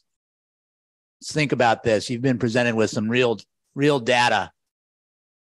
You're harming, you're damaging specific people in Fairfax. Number 16, I'll take my 3 minutes, please, as per law. Number 16, Michael McIntosh has a lot of experience here, more institutional knowledge than anyone with relation to the drainage near his property. Do you want to keep paying outside consultants? Do you want to be responsible for the town of Fairfax public monies? I suggest that you think about consulting with him at length, because he is the expert on that property. Let's be cost efficient here. 17. I'm familiar with what a grand jury is. Not everybody is. And the problem that I have with item 17 that should be pulled and publicly discussed and better presented is the staff report that was published for tonight has something debatable in it, which I'll skip over, but finding F5, which was not published in it, so the public couldn't easily see it. They had to download and then go to page 16 on the grand jury report. Says ADUs may be rented affordably and provide additional benefits for older adults and their caregivers. Well, that might happen. That was the idea. That's the state's idea, but it doesn't happen in Fairfax with these rent control ordinances because no one's building ADUs. No one wants to build ADUs because they don't pencil out and the risk is too great. So you're misleading and you're responding quicker than you need to without bringing it out to the public. As I noted in the email, there are 90 days as per the town manager's report to respond to this by law. This report was issued, I believe, June 15th. So there's still time to bring it to the public, to present all the information at a regular agenda item at the next regularly scheduled meeting and have a discussion about what happens with ADUs in Fairfax. Because what's been presented is inaccurate and misleading. Thank you. Thank you, Todd. Is there anyone on Zoom? Yes, there is. There are two raised hands. All right, let's hear them. The first hand is David Barrancos. The second one is Joe McGarry's. And Dave, you're unmuted now. Hi, I just wanted to reiterate exactly what I just heard Todd Greenberg say about the item 17 needs to be more transparent, and I would like to see that put with some more thought on the next town council meeting, so people have a chance to review what exactly everything that is there. I'm confused. And I'm sure there's people that have, sounds like Todd tried harder than I did, but it's confusing and it's not clear. And I'm just requesting that be put on next month's meeting. Thank you. Thank you, Dave. The next speaker is Joe McGarry, and Joe, you're unmuted now. Thank you, Michelle. Good evening, Council. I too would like to speak on item 10, the budget, and first refer to page 27 in the special note for planning and building services in regards to the rent stabilization and just cause eviction ordinances implementation, and the fact that there isn't a line item for in the budget. And maybe that could be a brief explanation, just as to like what that looks like. It says that that you're all waiting for a resolution of implementation, and just want an assurance that that's not going to be another hurdle down the road. And then moving on to the police budget, and Frank brought up some interesting thoughts around some sort of reporting out, and I suggested the same thing at last meeting. And because there is that it's not only the fines, but the part 1 crimes are down 50% from last year, and yet we're seeing the budget for the police department go up $500,000, and across the board everything is down. Total incidents 36%, calls for service 33%. So in light of the road work that we're trying to get done and the cost there, and I think it really is, it might be time to have a serious discussion about the size of our police department relative to what is actually happening. And I would welcome to hear the explanation of this drop in crime. That's what's happening in Fairfax. And it's also interesting to point out that the state controller's data on public employees' salaries came out recently, and in Fairfax, 15 of the top 25 highest salaries within the town are within the police department. And it's a lot of money. And there's a lot of projects, a lot of, the road work being one, and then all kinds of social programs that could be addressed. So I just really look forward and hope that we're leading towards a moment where we can really discuss,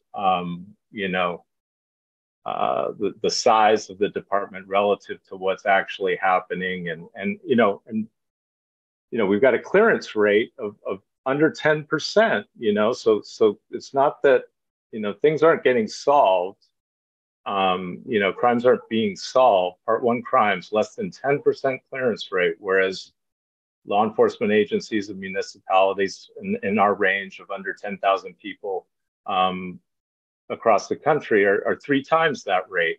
So I think that it's kind of been something that nobody really wants to get into and talk about, but I think we're all owed some explanation of what's going on, and maybe discussing some new models for the new reality in Fairfax. Thanks.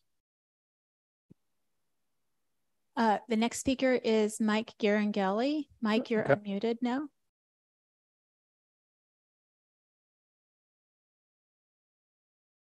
You might have to unmute your own microphone. There you go. Okay. Am I in now? Yep, we can hear you, Mike.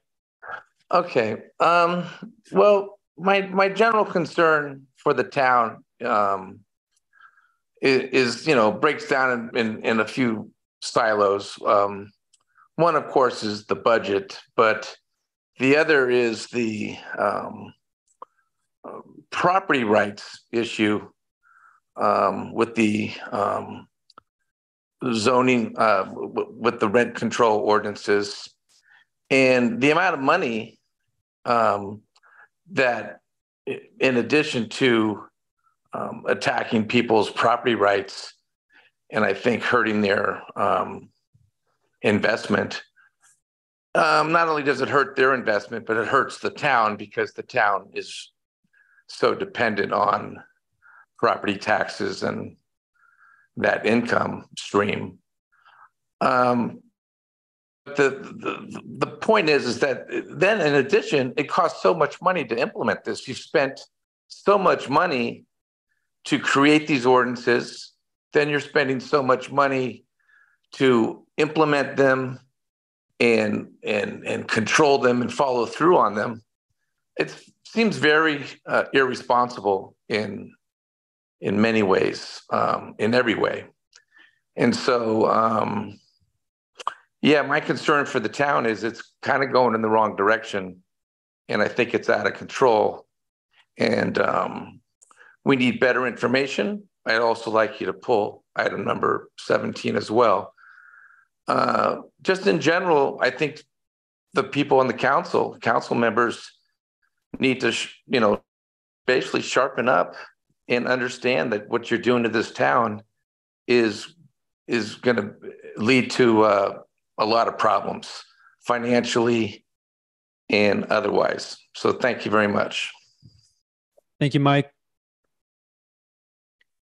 I see no further raised hands. All right, we'll close the public comment and take it back to the dais here for further questions and comments. I had a couple things here that I could start off with, just responding to some of the things that we have heard from the public. I don't know where we're at with the short-term rental program, and I think when it was passed, we had that number, that figure, 75 people, might be using their units for short-term rentals currently across a spectrum of service providers or platforms. But we don't yet have an update as to how, whether or not that's growing illegally, or whether or not, we haven't implemented the program completely yet. So we don't even have information about people who are interested in doing it through the legal framework that's been developed by the council. Is that correct? Yes, that's correct, Mr. Mayor. And unfortunately, I have to let you know that the delay is on the software side. So it's platform that needs to be released into the wild, so to speak, and that company has not been doing that, and so we are working on that situation. I don't want to say more, but that's an issue on the software side. So wasn't host compliance bought by Granicus, and that's where the delay lies with the transition? Yes, indeed. And my recollection is when it was host compliance, they had access to more than 28 different Airbnb type businesses, and their estimate was 78 at the time. And so I know some folks think there are a lot more, but they went really broad. Town clerk and I worked very closely with host compliance and subsequently with David Waltering. So I don't think there's a huge number out there, but I guess we have to wait till Granicus gets everything up to speed. Yes, and I would agree with you that I would guess that there are not more than 80. Great, thank you. And thanks for the additional question on that and clarification. One other thing I just wanted to acknowledge from Mr. Egger's comment was as far as reporting from staff, I hate to sound like a broken record, and Councilmember Blash is really good about honing the message on the purpose of the consent calendar as a tool. But I feel like this year and in the last couple of years, the objective of being increasingly transparent and accountable has been to have staff members and managers providing staff reports on consent that are basically just programmatic updates on where things are at, so the public is able to track where our different departments are at, so the council is able to keep tabs on some of these things, and we don't have to go chasing down staff members. So I just wanted to give a +1 to that comment that Mr. Egger brought up about having reports come and be on the agendas, and I look forward to seeing more reports on the agendas. I feel like it is a good way for everybody to be on the same page on different things that Lauren's working on, or Sean, or Michael, what have you. So just wanted to acknowledge that comment because I thought it was a really good one. One of the things I had a question about related to some of the, $1,000 here, $2,000 there kind of thing. Seemed like a lot of the questions about the finance report from last month were kind of associated with the Fairfax Festival, but I just wanted to confirm that. That's true. Actually, road safe traffic, that was traffic equipment May 3rd. So that was nothing to do with the crosswalk. But the other items are, except for Peckham and McKinney that he talked about, were all Fairfax Festival. So the Fairfax Festival, for whatever reason, an artifact of history, perhaps, the town serves as the financial agent for the Fairfax Festival. So there is funding coming in, there is money going out. Not all of it is town money. It is, that's the way it works when you provide financial services to an outside agency, if you will. Although, the Fairfax Festival is obviously very near and dear to, residents' hearts. So, there's absolutely nothing. Can I ask one additional finance question since we're on it? Yeah. So just for clarification for everybody, Sean Ura, his salary, that half that's split. The number that we're seeing, that 90 to the 100, that's split with San Anselmo's. Yeah. So that's his total base salary. Right. That's, exclusive of like health insurance and things like that. And then we bill the town of San Anselmo for half of everything, including benefits and whatnot. Awesome. Thank you I feel like sometimes we get some of these questions. It's good to just kind of address them while we're in them. I don't think I have a lot more here. I did have one comment on the item 17, which is the I don't know where it is, but I have like a pile of papers all over the place. But yeah, the grand jury report related to ADUs.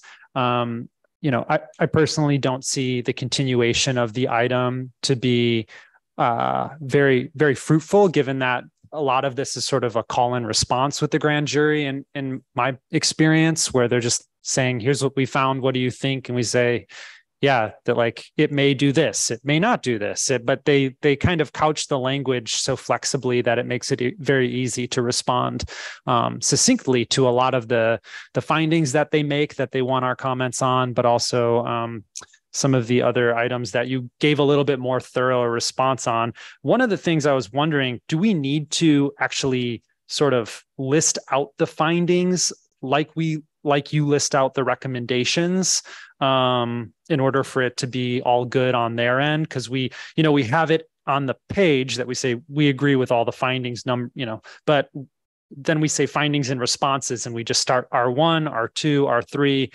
And so when I hear comments from the public that are like, where are the responses? It's like, well, we said yes to everything, but should we actually sort of spell it out by restating what their findings were and just saying, we agree after each one respectively? I don't think that's necessary. And it would be, just repetitive. You would just be saying, agree, agree, agree. You would be literally, capturing what was on their page and copying it and saying that. The county has a form that you can use. In other jurisdictions, I have, just written a letter and spelled out just the responses. So town attorney is agreeing with me now. Okay. I completely agree with you. I don't think it would be fruitful to.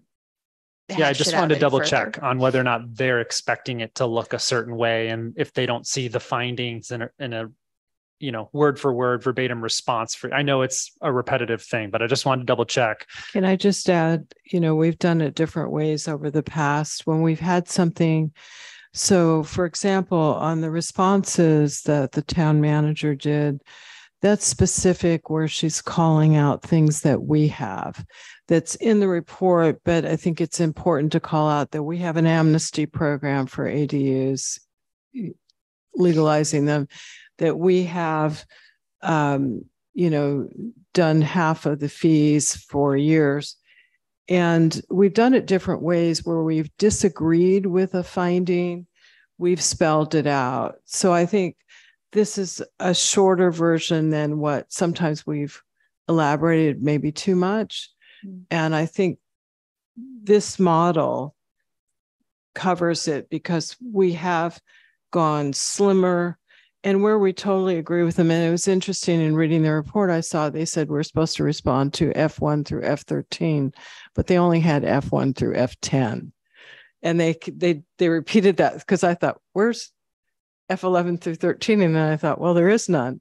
So I just wanted to share that. Yeah, since I've seen a lot of them. Right. Well, I remember we did the one for the climate change stuff, and it was a really robust discussion, I think, when I first got on the council. So just wanted to double check on that. The other thing I would say, and colleagues, you could let me know what you think about this, but there were some of these items in our comments related to their recommendations.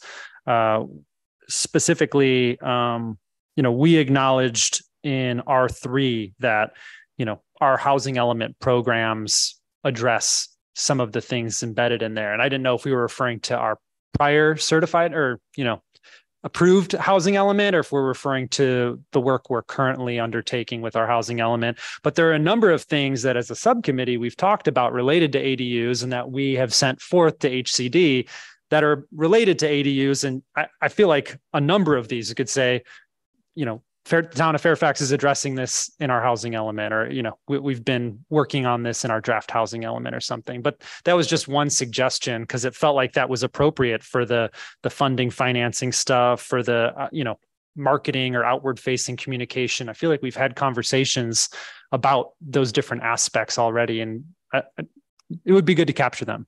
I think you could elaborate a little bit and repeat that, because it's clear when you read the grand jury report that they were looking at the housing elements from everybody. So they were looking at the newer ones, not the old ones. But I think, as the mayor suggests, where we're doing it in our new housing element, maybe you could add a sentence to that effect. Sure. And you don't need another action for that. You can just give me that direction. And yes, those were based on the draft housing element that is at HCD right now. And then, you know, just again, reiterating the requirement for response is pretty brief. We're just, you know, kind of trying to get an A+ here by saying, yeah, we do this and we're planning that as communication. Great. So with that, could I make a motion? Please. I'd like to make a motion to approve the consent calendar, items 7 through 17, with that added direction for item 17. I'll second that. Thank you. Motion Kohler, second Ackerman. Could I have a roll call vote, please? Yes, Mayor. Councilmember Ackerman? Yes. Councilmember Blash? Yes. Vice Mayor Kohler? Yes. And Mayor Cutrano? Yes. Yes. And motion passes. All right. Right on. Okay. Well, we're moving toward the end of the agenda here. Council member reports and comments. Anything there? We have something on the consent calendar related to our council member reports, and they were lengthy. So take a look at those. Town manager report, anything? I am so impressed that we are at 10:36, and I don't want to jinx it.